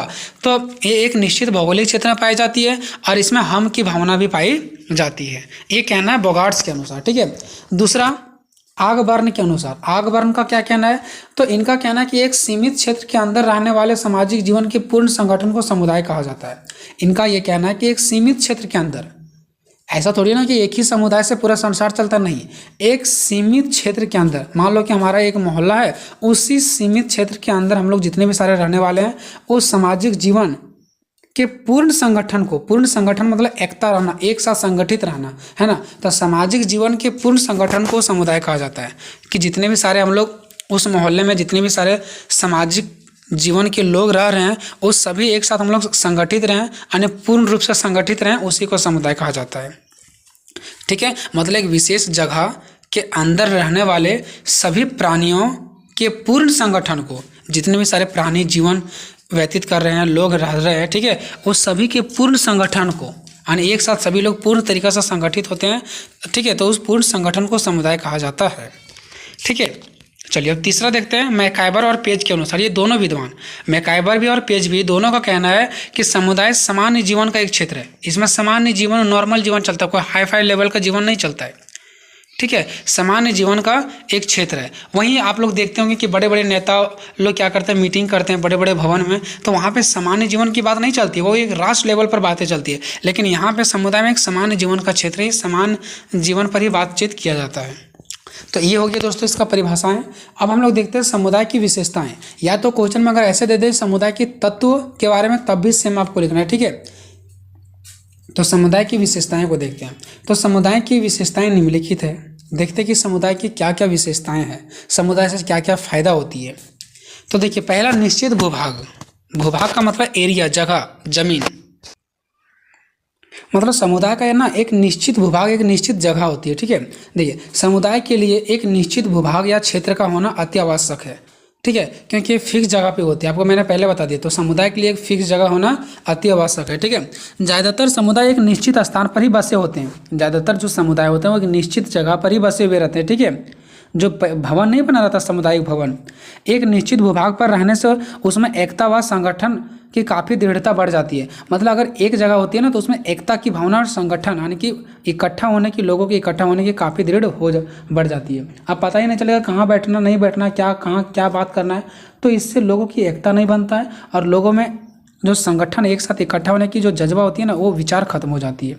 लेकिन वही अगर एक जगह फिक्स होती है ना, तो इससे लोगों में एकता की भी भावना उत्पन्न होती है और संगठन होने की भी विचार आती है। दूसरा, समुदाय व्यक्तियों का समूह है। जो समुदाय ना, वो व्यक्तियों का समूह है। क्यों? क्योंकि व्यक्ति का समूह ही तो से मिल के समुदाय बनता है ना, जहाँ पे लोग इकट्ठा होते हैं, एक साथ बैठते हैं, विचार करते हैं, वही तो समुदाय है ना। तो समुदाय क्या है? व्यक्तियों का समूह है। तो समुदाय व्यक्तियों का एक समूह है। व्यक्तियों के बिना समुदाय का निर्माण नहीं हो सकता है। व्यक्तियों के बिना समुदाय का निर्माण हो सकता है क्या? नहीं। जब व्यक्ति बैठेंगे नहीं, विचार विमर्श करेंगे नहीं, तो समुदाय किस काम का? जहाँ भी एक फिक्स जगह हो गया बैठने की, ठीक है, और वहाँ पे लोग जाकर के विचार विमर्श करें, वो हमारा समुदाय कहलाता है। तीसरा, आत्मनिर्भरता। अब ये आत्मनिर्भरता क्या है? तो प्राचीन काल में, यानी कि अगर अभी से पुराने समय में चल जाए तो पहले क्या होता था? आत्मनिर्भरता जो था ना, वो समुदाय का एक आवश्यक तत्व माना जाता था। कि जो आत्मनिर्भरता ना, वो समुदाय का एक आवश्यक तत्व है। क्यों? क्योंकि जब समुदाय में लोग जाते थे ना, किसी को कोई दुख तकलीफ होता था, एक दूसरे को मिल करके एक दूसरे से साझा करते थे और आत्मनिर्भर रहते थे, दूसरे पर डिपेंड नहीं रहते थे। समुदाय के लोग एक दूसरे पर डिपेंड रहते थे। ये नहीं कि कहीं दूसरे से हम लोग भीख मांगेंगे, नहीं। आत्मनिर्भर रहते थे वो लोग कि हमें अगर कोई प्रॉब्लम आ गया तो वो हमें साथ देगा निश्चित तौर पर, और अगर उनको कोई दिक्कत हो गया तो हम उसको साथ देंगे। तो पहले आत्मनिर्भरता होता था, है ना। एक समुदाय में निवास करने वाले की समस्त आवश्यकताएं वहीं से पूरी हो जाती थी। यानी पहले के टाइम में क्या होता था पता है? कि एक समुदाय में जितने भी सारे लोग निवास करने वाले होते थे ना, उसकी जितनी भी सारे समस्त आवश्यकता होती थी ना, वहीं से पूरा हो जाती थी और वो लोग आत्मनिर्भर रहते थे एक दूसरे से, ठीक है। लेकिन आज के युग में ऐसा नहीं रहा है। आज समुदाय पूर्ण रूप से प्राश्रित है। प्राश्रित मतलब एक दूसरे पर आधारित है, ठीक है। मतलब ये खुद पर नहीं कि हम अपने समुदाय के लोगों से ही मांगेंगे, हम दूसरे से कोई चीज़ मांग लेते हैं, ठीक है। तो ये प्राश्रित का मतलब होता है, ठीक है, प्राश्रिती का मतलब होता है कि एक दूसरे पर डिपेंड रहना, ठीक है। लेकिन पहले के लोग दूसरे पर डिपेंड नहीं रहते थे, उनका अपने ही समुदाय से पूरा हो जाता था, ठीक है, अपना ही समुदाय के लोगों से पूरा हो जाता था। अब दोस्तों यहाँ पे आप लोग सोच रहे होंगे कि यहाँ पे भी तो एक दूसरे पर डिपेंड हो रहे हैं, बट समुदाय में अगर हम एक दूसरे से मदद ले रहे हैं तो कल भी तो उसको मदद देंगे ना। लेकिन अभी के टाइम में क्या हो गया? अभी के टाइम में प्राश्रिती हो गया, यानी कि हम दूसरे से मदद लेने के बारे में सोचते हैं, जिसको हम जानते भी नहीं, पैसा की जरूरत पड़ गया और 2 दिन दोस्ती हुआ तो उससे भी हम लेने की बारे में सोचते हैं, ठीक है। तो ये आज के युग में हो गया है। नेक्स्ट है सामुदायिक भावना। लोगों के अंदर सामुदायिक भावना जगता है। जब एक साथ इकट्ठा होकर के बैठते हैं तो लोगों के अंदर सामुदायिक का भावना जगता है, एक दूसरे से इकट्ठा होने की, एकता की भावना जगता है ना। समुदाय में सामुदायिक भावना पाई जाती है। एक भूभाग से संबंध होने की वजह से एक सामुदायिक व्यक्तियों में जो एकता की भावना होती है ना, एक भूभाग से संबंधित होने की वजह से, यानी कि जितने सारे लोग उस समुदाय में रहते हैं वो एक ही भूभाग से रहते हैं, एक ही जगह के रहते हैं, एक ही क्षेत्र के रहते हैं ना, और उससे उसकी मन में क्या होता है? समुदाय की भावना जगती है, एकता की भावना जगती है, अपनेपन की भावना उत्पन्न होती है कि सब मेरा अपना ही है, और इसी को सामुदायिक भावना कहते हैं। जिसमें अपने की भावना हो, अपने ही लोगों में अपने ही की भावना हो, एकता की भावना हो, उसको सामुदायिक भावना कहते हैं, ठीक है। 5वां है सामान्य जीवन। समुदाय में क्या होता है? लोगों का सामान्य जीवन रहता है ना। समुदाय किसी विशेष उद्देश्य या कार्य की पूर्ति का साधन नहीं होता है, यानी समुदाय में लोग किसी विशेष उद्देश्य की बड़े लेवल पर कोई उद्देश्य के बारे में सोच रहे हैं कि हमें देश का विकास कैसे करना है, या तो फिर कोई बड़ा सा हमें बांध कैसे बांधना, ये सब चीज़ों के बारे में लोग नहीं सोचते हैं, इसकी पूर्ति के लिए नहीं बैठते हैं, बल्कि इसमें तो सदस्यों का एक सामान्य जीवन व्यतीत होता है, व्यक्तियों का एक सामान्य जीवन व्यतीत होता है। 6 है बहुत कुछ सामान्य जीवन। अब देखिए, बहुत कुछ सामान्य जीवन, यानी कि जितने सारे लोग वहाँ पे बैठते हैं ना, उन लोगों में बहुत कुछ सामान्य जीवन पाया जाता है। सामान्य जीवन का देखिए, सामान्य जीवन का मतलब हो गया एक जैसा व्यवहार, लोगों में एक जैसा संस्कृति, एक जैसा रीति रिवाज, एक जैसा भाषा पाई जाती है। ये नहीं कि वही समुदाय में रहने वाले लोगों का इसका भाषा अलग है, उसका भाषा अलग, नहीं। बहुत कुछ सामान्य जीवन, यानी कि लोगों में बहुत कुछ एक जैसा समान, यानी बराबर जीवन देखा जाता है, ठीक है। एक स्थान पर साथ साथ रहने से उनका जीवन बहुत एक सा रहता है, एक जैसा रहता है, ठीक है। बहुत कुछ समान उद्देश्य एवं समान हितों को लेकर लोग संबंध होते हैं, यानी कि क्या होते हैं, यानी कि लोगों का क्या होता है? एक जैसा हित होता है, एक जैसा उद्देश्य होता है, यानी कि कोई विचार विमर्श हो रहा है किसी भी चीज़ पर तो लोगों का एक जैसा उद्देश्य होता है कि हाँ, यहाँ पे हम लोग एक दूसरे से लड़ाई झगड़ा कर रहे हैं तो लड़ाई झगड़ा नहीं होना चाहिए, तो लोगों का एक जैसा उद्देश्य होता है, ठीक है। एक जैसा उन लोगों का हित होता है। हित मतलब कोई चीज़ का पूर्ति, ठीक है, कि ये चीज़ होना चाहिए, ये नहीं होना चाहिए, ठीक है। तो ये हो गया हित। तो जितने भी सारे लोगों का उद्देश्य और हित होता है ना, वो एक जैसा होता है लोगों का, ठीक है। एक सी रीति रिवाज होता है उन लोगों का, एक ही जैसा रीति रिवाज होता है, एक जैसा नियम कानून होता है समाज में। ये नहीं कि उसके लिए अलग नियम, इसके लिए अलग नियम। एक जैसा भाषा होता है, एक उत्सव व संस्कार साधारणता एक समुदाय में देखने को मिलता है। एक उत्सव मतलब एक जैसा लोगों का खुशी देखा जाता है, एक जैसा पर्व त्यौहार मनाया जाता है, ठीक है। ये सब चीज़ें देखा जाता है समुदाय में, हम लोगों को देखने को मिलता है। तो हम कह सकते हैं कि वहाँ के बहुत कुछ लोगों के लिए मतलब ना एक जैसा जीवन पाया जाता है, ये नहीं कि अलग अलग पाया जाता है सब में, ठीक है। 7 नंबर है विशिष्ट नाम। अब समुदाय का एक विशिष्ट नाम भी दिया जाता है, आप लोग देखते होंगे, ठीक है। तो प्रत्येक समुदाय का एक अपना एक विशिष्ट नाम होता है, जिसके द्वारा उसे पृथक जाना जाता है। पृथक मतलब अलग अलग। अब मान लो सबका एक ही जैसा रहेगा, समुदाय भवन, तो कौन सा समुदाय भवन में जाना पता ही नहीं चलेगा। तो पृथक मतलब अलग होने के लिए कि उससे इसका पहचान अलग हो, इससे उसका पहचान अलग हो, इस अलग अलग पहचान के लिए, पृथक होने के लिए उसका एक अलग नाम दिया जाता है। और समुदाय का नाम अधिकतर उसके स्थानीय भूभाग के नाम पर ही रखा जाता है। मतलब वहाँ का जो जगह है ना, उसी के आधार पर लगभग इधर उधर का ही नाम मिलता जुलता, ताकि हमारा ये जो जहाँ पे हम लोग रहते हैं उससे मिलता जुलता ही समुदाय का नाम रखा जाता है, ठीक है, ताकि उसको पहचाना जा सके। नेक्स्ट है 8 नंबर समानताओं का क्षेत्र। प्रत्येक समुदाय में अनेक प्रकार की समानताएं पाई जाती है, मतलब एक जैसा पाई जाती है सभी लोगों में, ठीक है। ये नहीं कि इसका भाषा, इसका विचार, इसका सोच अलग है और उसका भाषा सोच अलग है, नहीं, समानता का क्षेत्र यानी एक जैसा विचार पाई जाती है। नेक्स्ट है 9 नंबर अस्थायित्व। अस्थायित्व मतलब जो एक जगह बना रहता है, तो समुदाय भी एक जगह ही बना रहता है, ठीक है। तो समुदाय एक अस्थायी संगठन है जहाँ पे एक जगह बनाया रहता है, ठीक है। एक बार बन जाने के बाद किन्हीं असाधारण घटनाओं, मतलब जहाँ पे एक बार समुदाय बन गया फिर वो खत्म नहीं होती है। हाँ, कभी बाढ़ आ गया, भूकंप आ गया, तूफान आ गया, तभी ये सब चीज़ों से वो नष्ट हो सकती है समुदाय, नहीं तो छोड़कर समुदाय सरलता बना रहता है। ये सब चीज़ जैसे बाढ़ हो गया, ठीक है, भूकंप हो गया, तूफान हो गया, यही सब चीज़ों से नष्ट होगा तो होगा, नहीं तो ये समुदाय हमेशा बना रहता है, अस्थायित्व हमेशा रहता है, ठीक है। ये कभी अस्थायित्व का मतलब हो गया जो हमेशा बना रहता है, ठीक है, कभी ये मतलब नष्ट नहीं होता है। उसके बाद नेक्स्ट है अंतरह समुदाय। अंतरह समुदाय का मतलब ये बड़े समुदाय के नीचे भी छोटे छोटे समुदाय होते हैं, ठीक है। तो समुदाय की एक विशेषता अंतरह समुदाय का होना भी है, ठीक है। अंत समुदाय का मतलब ये हो गया कि इसका यह तात्पर्य है कि एक बड़े समुदाय के अंतर्गत अनेक छोटे छोटे समुदाय भी पाए जाते हैं, और उसी को हम लोग अंतर समुदाय के नाम से जानते हैं। अंतर समुदाय मतलब बड़े समुदाय के नीचे भी छोटे छोटे समुदाय पाए जाते हैं।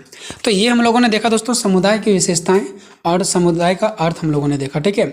तो क्वेश्चन किसी भी तरीके से घुमा करके दे दे समुदाय का अर्थ, परिभाषा और विशेषता, या तो समुदाय से आप क्या समझते हैं, इसके तत्वों का वर्णन करें, किसी भी प्रकार से दे दे, क्वेश्चन का आंसर आपको सेम डालना, मार्क्स आपको अच्छे मिलेंगे, ठीक है। तो ये वीडियो आपको कैसा लगा दोस्तों, कमेंट में अपना राय जरूर दीजिएगा, ताकि इसी प्रकार का और भी वीडियो हम लाते रहें। और भी अगर आप किसी प्रकार का क्वेश्चन देखना चाहते हैं तो ऑलरेडी मैंने बना दिया, जाकर के आप लोग डिस्क्रिप्शन में चेक कर सकते हैं, वहाँ पर मैंने लिंक डाल दिया है, ठीक है। मिलेंगे। 5वां भारत में ग्रामीण समाज की विशेषताओं का वर्णन करें, या तो समाज क्या है इसकी विशेषताओं का वर्णन करें, ठीक है। आज हम बताने वाला हूँ BBO सेमेस्टर 3 जनरल सोशोलॉजी। समाज से आप क्या समझते हैं, इसकी प्रमुख विशेषताओं का वर्णन करें। अगर आप भी इस क्वेश्चन को देखना चाहते हो तो कंप्लीट देखें, इसमें हम आपको डीपली चर्चा करके बताएंगे, बिल्कुल आसान लैंग्वेज में, जो आपको बहुत ही आसान से समझ में आ जाएगा, ठीक है। मेरा क्वेश्चन है कि समाज से आप क्या समझते हैं, फिर समाज का प्रमुख विशेषताओं का वर्णन करना है। तो सबसे पहले देखते हैं कि समाज है क्या। तो इससे पहले ही मैं आपको बता देना चाहता हूँ कि समाज क्या होता है। देखिए समाज क्या होता है ना, समाज का निर्माण 2 या 2 से अधिक लोग जब मिल जाते हैं ना तभी समाज बनता है। एक लोग से समाज नहीं बन सकता है। अब बात रह गई कि जब 2 लोग मिल जाते हैं तो समाज बन जाते हैं, तो भी समाज नहीं बनते हैं। अगर मान लो हम और आप मिल गए तो क्या समाज बन जाएगा? नहीं बनेगा। जब तक आप में और हम में एक संबंध नहीं बनेगा ना, एक फ्रेंडशिप नहीं बनेगा ना, तब तक समाज नहीं होता है। तो 2 या 2 से अधिक व्यक्तियों का समूह समाज नहीं होता है कि 2 या 2 से अधिक व्यक्ति मिल गया तो समाज बन गया। नहीं, उसके बीच जो संबंध होता है, दोस्ती होता है, वो हमारा समाज होता है, ठीक है। तो ये सोशियोलॉजी का पार्ट है, समाज शास्त्र का पार्ट है। तो समाज का अर्थ क्या है? तो समाज शास्त्र में यानी सोशियोलॉजी में समाज का अर्थ व्यक्तियों के किसी समूह अथवा संगठन से नहीं होता कि कोई भी व्यक्ति का समूह मिल गया या संगठन, मतलब 2, 5, 8, 10 को मिल गए तो समूह बन गया, तो संगठन बन गया, तो समाज नहीं, बल्कि व्यक्तियों के बीच पाए जाने वाले संबंधों की व्यवस्था को ही हम समाज कहते हैं कि उनके बीच क्या संबंध है व्यक्तियों के बीच। जब तक वो मिल जाएंगे समाज नहीं बनता है। हमारा समाज ही रहता तो क्या उसमें सिर्फ लोग मिल जाते हैं तो समाज बन जाता? नहीं, उसमें बहुत सारे नियम कानून रहते हैं, संबंध होता है सबके साथ, कब क्या करना है नहीं करना है, सबके जितने भी समाज में बैठते हैं सबके बीच में एक संबंध जुड़ा रहता है। अब कोई अगला भी व्यक्ति आएगा तो क्या उस समाज में चल जाएगा? ऐसा तो होता नहीं है। क्यों? क्योंकि उससे संबंध नहीं है। ठीक है, तो हम लोग जितना में संबंध रहता वही लोग हम लोग वहाँ बैठ के मीटिंग करते हैं, ना कि कोई दूसरा कभी आकर के शामिल हो गया तो समाज बन गया। अगर 5 लोग खड़े हैं, एक और कोई आ गया, क्या ये समाज बन जाएगा? नहीं, ऐसा नहीं होता है। हम लोग मार्केट जाते हैं, एक जगह 10 लोग मिल जाते हैं, क्या वो समाज बन जाएगा? नहीं बनेगा। जब तक संबंध नहीं स्थापित होगा तब तक वो समाज नहीं होता है। अब देखिए समाज की परिभाषा, तो अलग अलग विद्वानों जो थे ना वह समाज शास्त्रियों, देखो अलग अलग समाज शास्त्रियों का मतलब क्या हो गया? अलग अलग लोग, अलग अलग विद्वान। तो अलग अलग विद्वानों ने समाज का अलग अलग परिभाषा दिया है। तो कौन कौन परिभाषा दिया है? तो देखिए पहला है गिडिंग्स। गिडिंग्स के अनुसार, एक गिडिंग्स व्यक्ति का नाम है जो समाज को अलग तरीक़ा से डिफाइन किया है। तो उसके अनुसार से देख लेते हैं। हम 3 विचारक दिए हैं, 3 व्यक्ति को बताए हैं, 3 व्यक्ति को चुने हैं जो डिफिनेशन दिया है। आप 2 का भी लिखेंगे तो भी ठीक है, लेकिन 1 का नहीं, कम से कम 2। तो गिडिंग्स के अनुसार तो समाज एक व्यवहारों का योग है। देखिए गिडिंग्स कहता है कि जो समाज है ना वह एक संगठन और व्यवहारों का योग है। योग मतलब क्या? जोड़ है, जिसमें सहयोग देने वाले एक दूसरे से संबंधित होते हैं।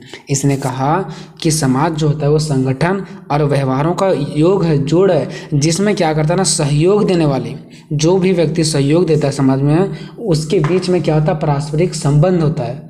जो व्यक्ति सहयोग देता है समाज में, जो व्यक्ति कुछ काम करता है, उसके बीच में क्या होता है? एक संबंध होता है, गहरा संबंध जोड़ा होता है। दूसरा हेनकिन्स के अनुसार, अब दूसरा जो हेनकिन्स व्यक्ति थे उसने क्या कहा?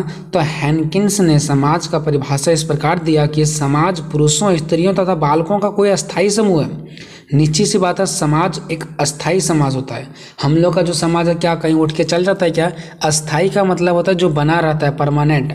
तो इसने कहा कि ये समाज जो है ना पुरुषों का, स्त्रियों का, बच्चों का एक कोई क्या अस्थाई समूह है, अस्थाई समाज है, परमानेंट समाज है, जो कि अपने सांस्कृतिक स्तर पर स्वतंत्र प्रबंधन करने में सक्षम रखता है। देखिए ये हमारा समाज क्या होता है? एक परमानेंट समाज होता है जो हमारे संस्कृति को चलाता है, हमारा रीति रिवाज को चलाता है। हम लोग अपना जीवन व्यतीत करते हैं उस समाज पर निर्भर रह करके। समाज हमें बताता है कि हमें, हमारा संस्कृति क्या है, हमें कैसे चलना है, हमें कैसे बात करना है, हमें कैसे रहना है।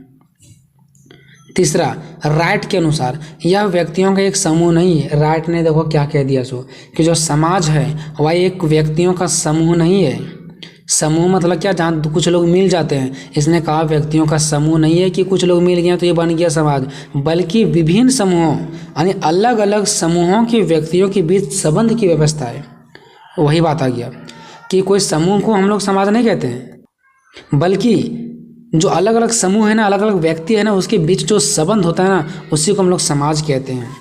ठीक है, तो यहाँ तक हम लोगों ने देखा समाज क्या है, उसका परिभाषा देखा, ये सब चीज़ हमने देखा। ठीक है, चलो अब देखते हैं समाज की विशेषताएं या तो फिर लक्षण या तो गुण, जो भी आप लोग कह लो। ठीक है, तो समाज की निम्नलिखित विशेषताएं हैं, क्या क्या जरा से देखते हैं। एक से अधिक सदस्य, तो हम लोग को पता है कि समाज में एक से अधिक सदस्य होते हैं। कोई भी समाज में एक से अधिक व्यक्ति का जरूरत होता है। ठीक है, अकेला व्यक्ति से समाज नहीं बनता है, वो बात तो सच है। अगर वह अकेला जीवन व्यतीत कर भी लेता है तो भी वह समाज में नहीं होता है। अगर कोई व्यक्ति अकेला जीवन व्यतीत कर भी लेगा ना तो भी वह समाज नहीं होगा जब तक 2 व्यक्ति नहीं मिलेगा। ठीक है, उसके बाद जंगलों में जो जीवन व्यतीत करते हैं ना, भले वहाँ पे 3-4 लोग होते हैं लेकिन वो भी समाज नहीं है। क्यों? क्योंकि जीवन जो व्यतीत करते हैं जंगल में वो अलग अलग अपना से मतलब रखते हैं, उनके बीच संबंध नहीं होता है, तो वो समाज नहीं है। अगर वही उनके बीच संबंध होता तो समाज होता।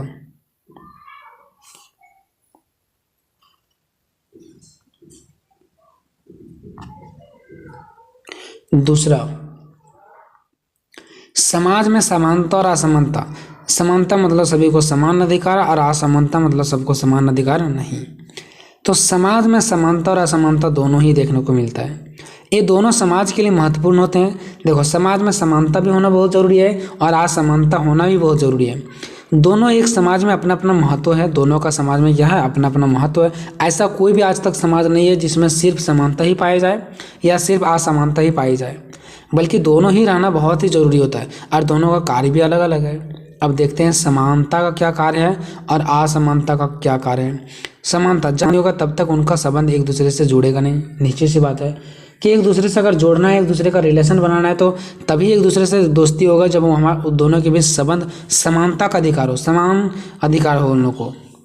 और ऐसे स्थिति में समाज का निर्माण भी हो सकता है, बहुत ही अच्छे से समाज का निर्माण होता है। बट असमानता की अगर बात करें तो समाज में समानता के साथ साथ भिन्नता भी पाई जाती है, मतलब असमानता भी पाई जाती है। बहुत ही से ऐसी स्थितियां आती है जिसमें समाज में भिन्नता देखा जाता है।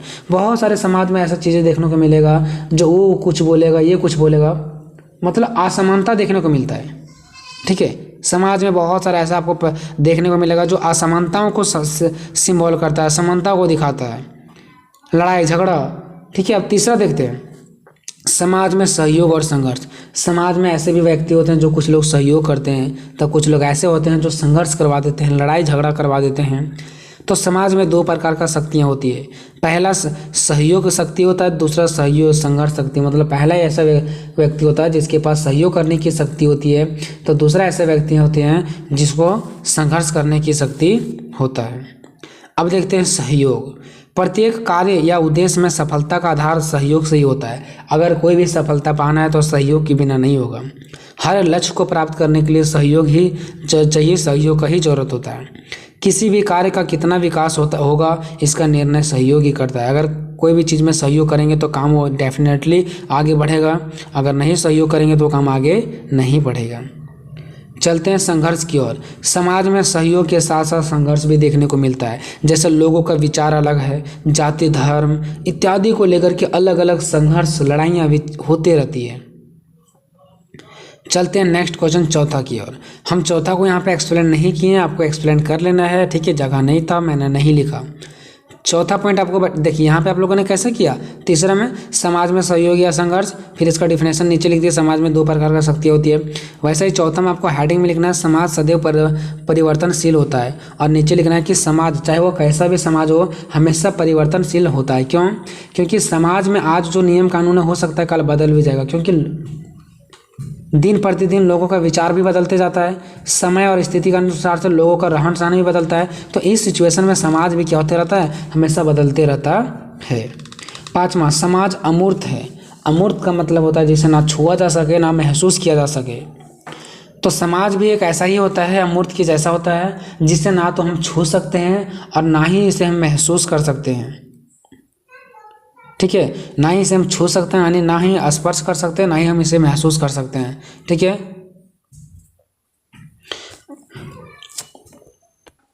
ठीक है। तो समाज अमूर्त का मतलब, समझ गए, थोड़ा सा मिस्टेक हो गया दोस्तों, सॉरी। समाज अमूर्त का मतलब होता है कि समाज अमूर्त मतलब हो गया कि जिसे हम क्या कर सकते हैं, ना तो छू सकते हैं ना तो देख सकते हैं, इसको बोलते हैं अमूर्त।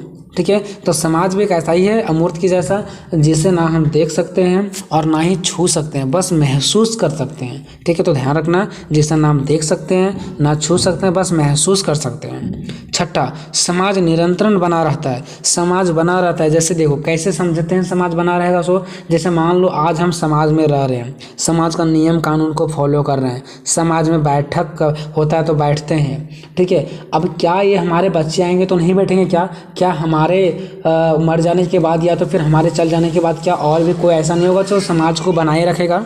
ठीक है, क्या हमारे बाद अगर हम लोग नहीं रहे तो क्या हमारे बाद समाज नहीं बना रहेगा? क्या समाज हमेशा बना रहता है। क्यों बना रहेगा? क्योंकि हमारे बच्चे आएंगे, फिर वो समाज को संभालेंगे, फिर वो उसके बच्चे आएंगे, वो संभालेंगे। ऐसे ऐसा समाज निरंतर बना रहता है, कभी ख़त्म होता नहीं है। चलो उसके बाद नेक्स्ट बात करते हैं लोगों का समूह। देखो समाज जो होता है ना वो लोगों का एक समूह होता है। समूह मतलब जहाँ पे बहुत सारे लोग रहते हैं, तो समाज में भी बहुत सारे लोग रहते हैं। ठीक है, तो एक्सप्लेन कर लेना है। अब चलते हैं निष्कर्ष की ओर। तो अतः निष्कर्ष के रूप में हम कह सकते हैं कि समाज उन दो से अधिक लोगों का समूह या समुदाय होता है जहाँ व्यक्तियों के बीच पारस्परिक संबंध बना रहता है। यानी दो से अधिक व्यक्ति भी होना जरूरी है और उनके बीच संबंध होना भी बहुत जरूरी है। इसी को हम लोग क्या कहते हैं, समाज कहते हैं। छठा है भारत में स्थानीय स्वशासन के विकास पर निबंध लिखें, या तो भारत में स्थानीय स्वशासन पर एक निबंध लिखें। ठीक है, क्वेश्चन है कि भारत में स्थानीय स्वशासन के विकास पर एक निबंध लिखिए। ठीक है, तो जब भी आपका स्थानीय स्वशासन से लेकर के रिलेटेड आएगा तो आपको यही चीज़ें डालना है। ठीक है, हो सकता है ऐसे दे सकता है कि भारत में स्थानीय स्वशासन का परिभाषा दें, अर्थ बताइए, तो यही सब चीज़ें आपको लिखना है। ठीक है, तो पहले मैं बताना चाहूँगा कि स्थानीय स्वशासन का मतलब क्या होता है। अगर ये समझ गया ना तो पूरा टॉपिक आपको कभी दिक्कत नहीं करेगा। स्थानीय मतलब होता है जहाँ पे हम रहते हैं, जिस स्थान पर हम रहते हैं। मान लो कि हम गांव में रहते हैं तो कहाँ का स्थानीय हो गया, कहाँ का स्थानीय निवासी हो गया, गांव का हो गया, ठीक है। तो स्थानीय मतलब होता है जहाँ पे हम रहते हैं। और स्वशासन का मतलब हो गया शासन करना। शासन मतलब आप लोग समझ रहे हैं कि जैसे हमारे घर में कौन शासन करता है, हमारा पिताजी करता है। पिताजी मतलब समझ रहे हैं, हमारे घर को चलाने का काम कौन करता है, नियम कानून जो भी हमारे घर में बनेगा नहीं बनेगा वो हमारे पिता बनाएगा। तो उसी को बोलते हैं शासन करना, यानी कि नियम कानून बनाना, नियम कानून को चलाना, यानी कि मैन मालिक, ठीक है। तो स्थानीय स्वशासन का मतलब हो गया कि जिस स्थान पर हम रहते हैं ना, वहाँ का नियम कानून हम खुद बनाएंगे, नियम कानून का विकास हम खुद करेंगे, क्या होना है क्या नहीं करना है वो हम खुद विचार करेंगे। तो इसी को बोलते हैं स्थानीय स्वशासन। अब ये किसी घर से रिलेटेड नहीं है, ये पंचायत से रिलेटेड है, ग्राम पंचायत जिला से रिलेटेड है। यानी कि गाँव के लोग, ग्राम पंचायत के लोग जिस स्थान पर रहते हैं, यानी कि ग्राम पंचायत में जो रहते हैं, वहाँ के लोग जब खुद से शासन करेंगे, खुद से नियम कानून बनाएंगे, तो उसी को हम लोग बोलते हैं स्थानीय स्वशासन। अब मान लो कि हमारे गांव में, हमारे पंचायत में कहाँ पे सड़क बनाना है, कहाँ पे नदी बनाना है, कहाँ पे जंगल लगाना है, क्या वो चीज़ें पंचायत से हम लोग मिल करके काम करते हैं इस पे। ऐसा नहीं कि हमारा सरकार आएगी और बोलेगी नहीं यहाँ पे आपको तालाब खुदवाना है, यहाँ पे कुआं खुदवाना है, ऐसा नहीं होता है। ऐसा हम लोग ग्राम पंचायत के लोग बैठ करके बात करते हैं। हाँ, जब तालाब खुदवाना होता है तो सरकार उसमें मदद करती है, पैसा देती है, लेकिन कहाँ पे नियम बनाना है, कहाँ पे कैसे बनाना है, हम लोग अपने गाँव में नियम बनाते हैं। हो सकता है कभी चोर वगैरह आता है तो हम लोग क्या करते हैं, जो होता है ना रात भर जगते हैं, हर लोगों का हिस्सा बढ़ जाता है। तो ये हम लोग अपने से नियम बनाते हैं, लेकिन अगर हम लोगों को नियम में कुछ मदद की जरूरत होता है तो सरकार मदद करती है, ठीक है। तो हम लोग यहाँ के पंचायत के लोग क्या कर रहे हैं, यानी गाँव के लोग क्या कर रहे हैं, खुद से हम लोग क्या कर रहे हैं, नियम कानून बनाएंगे और उसी के अनुसार से हम लोग काम करेंगे। और उसी के अनुसार से हम लोग जो भी समाज में दिक्कत होता है, किसी भी लोगों को दिक्कत होता है, तो क्या सरकार आती है यहाँ पे सुलझाने के लिए? नहीं, हम लोग खुद ही बैठ करके क्या करते हैं, उसके प्रॉब्लम को सुलझाते हैं, ठीक है। तो इसी को बोलते हैं स्थानीय स्वशासन, कि वहाँ के लोगों द्वारा खुद का शासन, वो लोग खुद वहाँ पर नियम कानून बनाएंगे, ठीक है। चलिए अब हम टॉपिक को पढ़ते जाएंगे। तो वही बताना है कि स्थानीय स्वशासन का विकास कैसे हुआ। मतलब देखिए, पहले के टाइम में गांव के लोगों को कुछ ना कुछ नियम कानून बनाने का अधिकार मिला होगा, ठीक है, कि आप लोग खुद से अधिकार बनाओगे, सरकार इसमें आपको मदद करेगा। लेकिन यही नियम कानून धीरे धीरे बढ़ता चला गया, विकास होते चला गया, विकास होते चला गया, ठीक है। तो वही देखेंगे कि विकास कैसे हुआ इसका, यानी कि स्थानीय स्वशासन को में विकास कैसे हुआ। तो पहले देखते हैं स्थानीय स्वशासन का अर्थ। आपको पहले अर्थ लिखना पड़ेगा, फिर स्थानीय स्वशासन का परिभाषा लिखना पड़ेगा। भले यहाँ पे परिभाषा नहीं पूछा, लेकिन लिखना पड़ेगा आपको। तो देखिए, नागरिकों को अपने ऊपर सत्य स्वयं का शासन, अर्थात तो लोगों अपनी शासन व्यवस्था, जो नागरिकों अपने इच्छा अनुसार शासन करेगी, है ना, यानी ये क्या करेगी, अपनी इच्छा अनुसार करेगी। ग्रामीण शासन को अच्छे रूप से चलाने के लिए लोगों को अपने फायदे कानून होते हैं। देखिए, ग्रामीण शासन को चलाने के लिए, एक अच्छे रूप से चलाने के लिए लोगों के अपने कायदे कानून होते हैं ना। ग्रामीण जो शासन होते हैं, हम लोग जो ग्रामीण शासन को चलाते हैं, वो हर एक गांव में अलग अलग हम लोग का क्या होता है, नियम कानून चलाने का कायदे होता है, ठीक है, कि हम लोग अपने मर्जी से चलाएंगे, यहाँ पे सरकार नहीं आएगा चलाने के लिए। और इस नियम को सभी लोग अच्छे से पालन भी करते हैं, जो हमारे गांव में नियम कानून बनते हैं उसे पालन भी करते हैं, क्योंकि इससे शांति व्यवस्था बनाने में, सही सलामत कार्यों में, समस्याओं का समाधान में और भी बहुत सारी चीज़ों में क्या मिलता है, सहूलियत मिलता है। क्योंकि हमारे समाज में जो कानून बनता है, लोग इसको सारे लोग फॉलो करते हैं, और सारे लोग फॉलो करने से क्या होता है, हम लोग का जो भी प्रॉब्लम होता है वो सॉल्व हो जाता है। कोई लोग गलत काम नहीं करता, कोई समस्या होता है तो भी सॉल्व हो जाता है, हम लोग बैठ करके बात कर लेते हैं, ठीक है। और समाज में न्याय होता है, समाज में क्या होता है, न्याय होता है। तो ये आप लोगों ने देख लिया कि स्थानीय स्वशासन का अर्थ क्या है। अब स्थानीय स्वशासन का परिभाषा, शायद आप लोग ये सब चीज़ों को पहली बार देख रहे होंगे तो शायद आपको कम थोड़ा सा समझ में आए, लेकिन क्या होता है ना कि कोई भी टॉपिक्स अगर ग्रेजुएशन में पढ़ रहे हो तो पहले उसका अर्थ परिभाषा देना होता है, ठीक है। तो स्थानीय स्वशासन का परिभाषा मतलब लैंग्वेज डिफिनेशन। तो पहले के जो विचारक थे ना, यानी विचार मीन्स पहले के लोग, विचार मतलब क्या, पहले के लोग, जो पहले के लोग थे ना, वो स्थानीय स्वशासन को अलग अलग डिफिनेशन दिया, अलग अलग परिभाषा दिया। तो यहाँ पे लिखे हैं कि अलग अलग विचारकों ने स्थानीय स्वशासन का अलग अलग परिभाषा दिया। पहला, ब्रिटेनिका के अनुसार, आपको टॉपिक साथ कर लेना है, ठीक है। ब्रिटेनिका के अनुसार तो हम देखेंगे कि ब्रिटेनिका ने क्या कहा स्थानीय स्वशासन के बारे में, ठीक है। ब्रिटेनिका ने क्या कहा स्थानीय स्वशासन के बारे में। इसने कहा कि पूरे देश के अलावा छोटे क्षेत्र में लोगों का खुद निर्णय लेना तथा उन्हें आगे चलाने की शासन मतलब शक्ति ही स्थानीय स्वशासन कहलाता है। देखिए, ब्रिटेनिका जो आदमी था ना, इसने ये कहा ना कि स्थानीय स्वशासन क्या है, तो इसने कहा कि पूरे देश को चलाने के लिए, पूरा देश के अलावा पूरा देश को छोड़ करके छोटे छोटे गाँवों में, छोटे छोटे क्षेत्रों में भी वहाँ के लोगों का खुद का निर्णय लेना तथा उस नियम कानून को आगे बढ़ाना बढ़ाने का शक्ति उस लोगों में खुद ही होना चाहिए। इसी को बोलते हैं स्थानीय स्वशासन। यानी छोटे छोटे गाँव में लोगों का कैसे काम करना, कैसे नियम कानून बनाना है, इस पर लोगों का खुद से क्या होना चाहिए, खुद से उन लोगों का शक्ति प्राप्त होना चाहिए। तो इसी को बोलते हैं स्थानीय स्वशासन। अब देखते हैं गोल्डिंग के अनुसार इसने क्या कहा, स्थानीय स्वशासन को इसने किस प्रकार से डिफिनेशन दिया। तो इसने कहा कि एक बस्ती के लोगों, एक बस्ती मतलब वही गांव, एक बस्ती के लोगों द्वारा अपने मामलों का स्वयं ही प्रबंधन यानी रक्षा करना स्थानीय स्वशासन कहलाता है। देखिए इन लोगों ने क्या कहा कि गांव के लोग जो है ना वो खुद ही अपना गांव का रक्षा करेगा, अपना पंचायत का रक्षा करेगा, अपना सड़क का रक्षा करेगा, अपना बाल बच्चों का रक्षा करेगा। यही तो हमारा क्या स्थानीय स्वशासन है।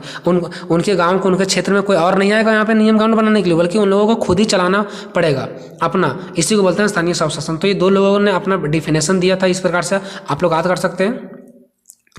अब देखते हैं यहाँ पे स्थानीय स्वशासन का विकास, यानी कि स्थानीय स्वशासन धीरे धीरे कैसे बढ़ता चला गया। ठीक है, आखिर इसका वैल्यू कैसे बढ़ता गया। तो देखिए यहाँ पे भारत में स्थानीय स्वशासन का विकास निम्नलिखित कारण है, यानी जो इसका विकास हुआ है इसका निम्नलिखित कारण है।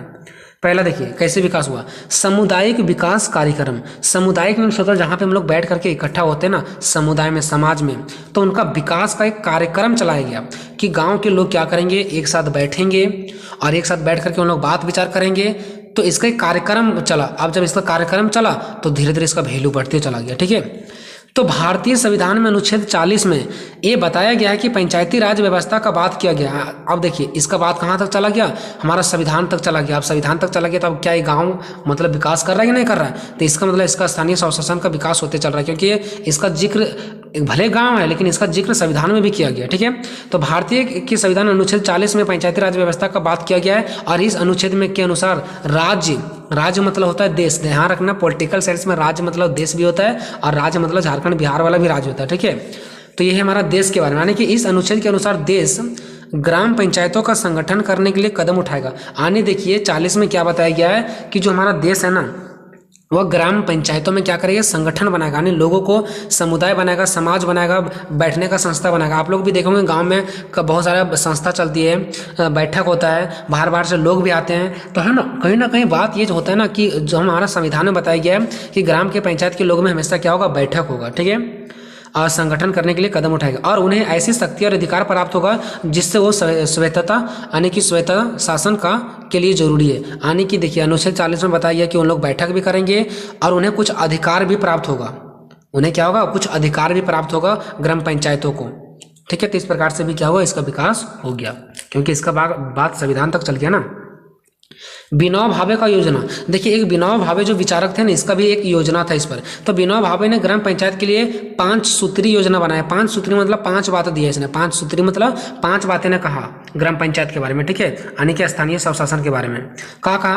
पहला कहा कि प्रत्येक पंचायत को एक अध्याय का संगठन बनाना चाहिए। अध्ययन मतलब क्या, अध्ययन मतलब क्या, जहाँ पे पढ़ाई करते हैं। यानी तो इसने कहा प्रत्येक पंचायत को एक अध्ययन का संगठन बनाना चाहिए, मतलब एक ऐसा समाज बनाना चाहिए जो अध्ययन का हो, मतलब एजुकेशन वाला क्या होना चाहिए, संगठन होना चाहिए। ना कि वहाँ पे जाओ और एक मतलब अनपढ़ वाला बातें करो, नहीं, एक अध्ययन का संगठन बनाना चाहिए, मतलब एक एजुकेशन का, ताकि इससे ये होगा ना, ताकि गाँवों के लोगों को दुनिया में होने वाले विकास का ज्ञान का प्राप्त हो सके और वो भी अपना विकास कर सके। मान लो कि गाँव के लोग देखिए ज़्यादा बाहर वगैरह घूमते नहीं है, तो बाहर में क्या विकास हो रहा है नहीं हो रहा है कैसे पता चलेगा, जब वो लोग क्या करेंगे, एक अध्ययन का संगठन बनाएंगे। तो उसमें पढ़ा लिखा लोग आएंगे और बताएंगे कि देश में ऐसे ऐसे विकास हो रहा है, खेती बाड़ी का नया टेक्नोलॉजी आया है, तो आप लोग को भी यही टेक्नोलॉजी अपनाना पड़ेगा। तो कब होगा ऐसा, जब पढ़े लिखे लोगों का एक अध्ययन का संगठन बनेगा तभी ना।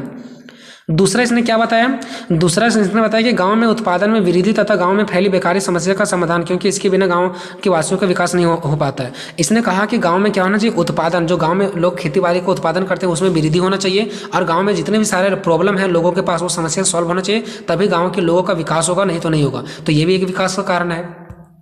तीसरा, भूमि का विभाजन सभी में होना चाहिए। इसने क्या कहा, विनोबा भावे ने, इसने कहा कि जो भूमि का विभाजन है यानी कि जमीन का बंटवारा वो सभी लोगों में समान होना चाहिए। ऐसा नहीं कि सरकार किसी को ज़्यादा भूमि दे दिया तो किसी को कम दे दिया। अगर भूमि का बंटवारा सरकार करती है तो गांव के सभी लोगों को समान अधिकार मिले। अभी आप लोग देख रहे हैं कि बड़े बड़े लोग क्या कर रहे हैं, जमीन को हथियार रहे हैं, अपना कागज पत्र बना करके क्या कर रहे हैं, अपना बना रहे हैं। तो ऐसा सरकार नहीं होना चाहिए, ऐसा कहना था इसका। चौथा था कि पंचायत का शक्ति शक्ति जन साधारण के लोगों के समर्थन में होनी चाहिए, यानी कि पंचायत का शक्ति, पंचायत में कौन सा शक्ति लागू करना, कौन नियम कानून बनाना है, ये सब शक्ति किस में होना चाहिए, जन साधारण के लोगों में होना चाहिए। जो जन साधारण के लोग कहेंगे उन्हीं में समर्थन होना चाहिए, ऐसा नहीं कि जन साधारण के लोग को नहीं मानना चाहिए, जो ये लोग कहेगा वही होना चाहिए। ठीक है। पाँचवा कहा कि पंचायत का यह उत्तरदायित्व होना चाहिए, यानी पंचायत का यह कर्तव्य है कि उनके पंचायत में कोई भी लोग भूखा नहीं मरे। पंचायत का यह कर्तव्य है कि कोई भी लोग भूखा नहीं मरे, और अगर पंचायत में कोई भी लोग भूखा मर जाता है तो अभी भी ये नियम है कि डायरेक्टली हमारा मुखिया जी पर क्या होता है, केस दर्ज हो जाएगा अगर कोई पंचायत में भूखे मरा है तो। इसका दायित्व है पंचायत का, पंचायत मतलब हमारा मुखिया जी का। अब तीसरा रीजन देख सकते हैं, यहाँ तो हो गया। पहला रीजन क्या था, समुदाय का विकास, यानी कि एक संविधान, यानी कि एक समाज का बैठक। दूसरा विनोबा भावे का 5 सूत्रीय योजना। ठीक है। तीसरा देख सकते हैं बलवंत राय मेहता समिति, एक बलवंत राय का मेहता समिति भी था। इसने त्रिस्तरीय व्यवस्था दिया, इसने 3 को स्तरीय व्यवस्था दिया, यानी कि 3 रूल्स बताया। इसके पहले जो विनोबा भावे था 5 सूत्री बताया, इसने 3 सूत्री बताया। ठीक है। पहला बताया कि जिला स्तर पर जिला परिषद, इसने कहा कि जिला स्तर पर जिला परिषद काम करेगा और खंड स्तर पर पंचायत समिति काम करेगा और ग्राम स्तर पर पंचायत काम करेगा। देखिए क्या होता है, सुन, पंचायत सबसे नीचे होता है और जिला परिषद सबसे ऊंचा होता है, और ये दोनों के बीच में होता है एक पंचायत समिति। पंचायत और जिला परिषद में क्या हो रहा है नहीं हो रहा है, ये दोनों को मिला करके कैसे चलाना है, वो होता है पंचायत समिति का काम। ठीक है। तो बलवंत राय ने 3 चीज़ों को बताया कि एक हमारे देश में जिला स्तर होना चाहिए जो जिला स्तर पर काम करेगी, और खंड स्तर होना चाहिए जिस पर पंचायत समिति में काम करेगी, और एक ग्राम स्तर होना चाहिए जो पंचायत का होना चाहिए, यानी पंचायत होगा, पंचायत समिति होगा और जिला परिषद होना चाहिए। जब ये 3 होगा तो पंचायत में भी विकास होगा, जिला परिषद में भी विकास होगा, और ये दोनों को मिलाने का काम कौन करेगा, पंचायत समिति, यानी बीच वाला काम करेगा। तो ऐसा बलवंत राय मेहता ने कहा। तो देखिए यहाँ पे भी पंचायत का बात चला है, तो ये यहाँ पे भी पंचायत का विकास हो रहा है, यानी कि स्थानीय स्वशासन का। चौथा है अशोक मेहता समिति। अशोक मेहता समिति भी इसने 2 स्तरीय का दिया था। इसने बलवंत के त्रिस्तरीय व्यवस्था को द्विस्तरीय व्यवस्था को स्वीकार किया। देखिए जो ये बलवंत राय था ना, बलवंत राय, तो बलवंत राय ने त्रिस्तरीय दिया था, जबकि अशोक मेहता ने त्रिस्तरीय को स्वीकार नहीं किया। इसने कहा नहीं, 2 स्तरीय होना चाहिए। ये 2 स्तरीय कौन कौन सा होना चाहिए, इसने कहा एक राज्य स्तर पर होना चाहिए और एक जिला स्तर पर। ये राज्य का मतलब है झारखंड बिहार वाला। ठीक है। तो राज्य स्तर पर होना चाहिए और डायरेक्टली जिला स्तर पर होना चाहिए, इसके बीच में कुछ नहीं होना चाहिए, ऐसा इसने ये कहा था। 5वां 73वां और 74वां संविधान संशोधन, ये हम लोग पढ़ेंगे भी इसमें। ठीक है। तो 73वां और 74वां संविधान संशोधन मतलब क्या था, संविधान संशोधन मतलब संविधान में कुछ चीज़ें को लागू किया गया था, कुछ नियम कानून को ऐड किया गया था। अगर हमारा कोई रूल्स है उसमें चेंजिंग करते हैं तो उसको बोलते हैं संशोधन। तो 73वां और 74वां संविधान संशोधन किया गया था। इसमें से भी क्या किया गया था पता है कि स्थानीय स्वशासन का विकास का बात किया गया था, यानी कि ग्राम पंचायतों के बारे में बात किया गया था। तो कहीं ना कहीं 73वां और 74वां संविधान में भी अगर ग्राम पंचायत का बात चला है तो कहीं ना कहीं स्थानीय स्वशासन का विकास जरूर हुआ है, इसकी वजह से भी। 6ठा है अन्य समितियां। अब देखिए और भी बहुत सारे समितियां, अतः इस प्रकार के अनेकों भी और भी समितियां जिसकी वजह से क्या हुआ है, मुख्य अदा किया, यानी कि जो विकास में मुख्य भूमिका अदा की है। बहुत सारे ऐसे समितियां जो स्थानीय स्वशासन के विकास में मुख्य भूमिका अदा की है। ठीक है। सारा कुछ लिखने के बाद आप सभी को पता होगा कि निष्कर्ष लिखना बहुत जरूरी था। निष्कर्ष क्या होता है कि अभी तक आप लोगों ने पूरा इतना देखो 4 पेज का आंसर है, तो 4 पेज में ये आपने क्या पढ़ा नहीं पढ़ा इसको 4 लाइन में बताना है। तो हम बता दिए कि अतः उपरोक्त लिखी गई शब्दों से, यानी कि ऊपर लिखी गई बातों से इस बात का पुष्टि होती है कि ऐसे अनेकों कारण हैं जो स्थानीय स्वशासन के विकास में अपना भूमिका अदा की है। यानी ऐसे बहुत सारे कारण है जिसकी वजह से स्थानीय स्वशासन के विकास हो पाया है और इतना आगे बढ़ा है। अगर बचपन से ही स्थानीय स्वशासन का इतना संविधान में जिक्र नहीं होता, लोग इसके बारे में नहीं सोचते, तो शायद ये इतने विकास नहीं कर पाता और लोग ये ग्राम पंचायत के बारे में आज तक कोई भी नहीं सोच पाता। ठीक है। तो आइए दोस्तों ये वीडियो आपको कैसा लगा, ठीक है, आपको कमेंट बॉक्स में जरूर बताना। और दोस्तों पास पहली बात कि दोस्तों में शेयर जरूर करना है, क्योंकि शेयर करने से हर लोगों का प्रॉफिट होगा, मुझे भी थोड़ा हौसला जाएगा कि मेरा वीडियो को इतने लोग देखते हैं। ठीक है दोस्तों। 7 नंबर है, भारत में ग्रामीण गरीबी के प्रमुख क्या कारण है, इसके निवारण के लिए सरकार द्वारा उठाए गए प्रमुख कदमों का वर्णन करें। इसका आंसर नहीं कराएं दोस्तों, आप इसको खुद से कर लेना। 8वां नंबर है, भारत में भूमिहीन श्रमिकों की समस्या क्या है, इन समस्याओं का समाधान के लिए कौन कौन से उपाय किए गए, इसका भी आंसर नहीं कराएं, खुद कर लेना। और धर्म से आप क्या समझते हैं, निवास क्या है, ये भी आप खुद कर लेना। ठीक है दोस्तों।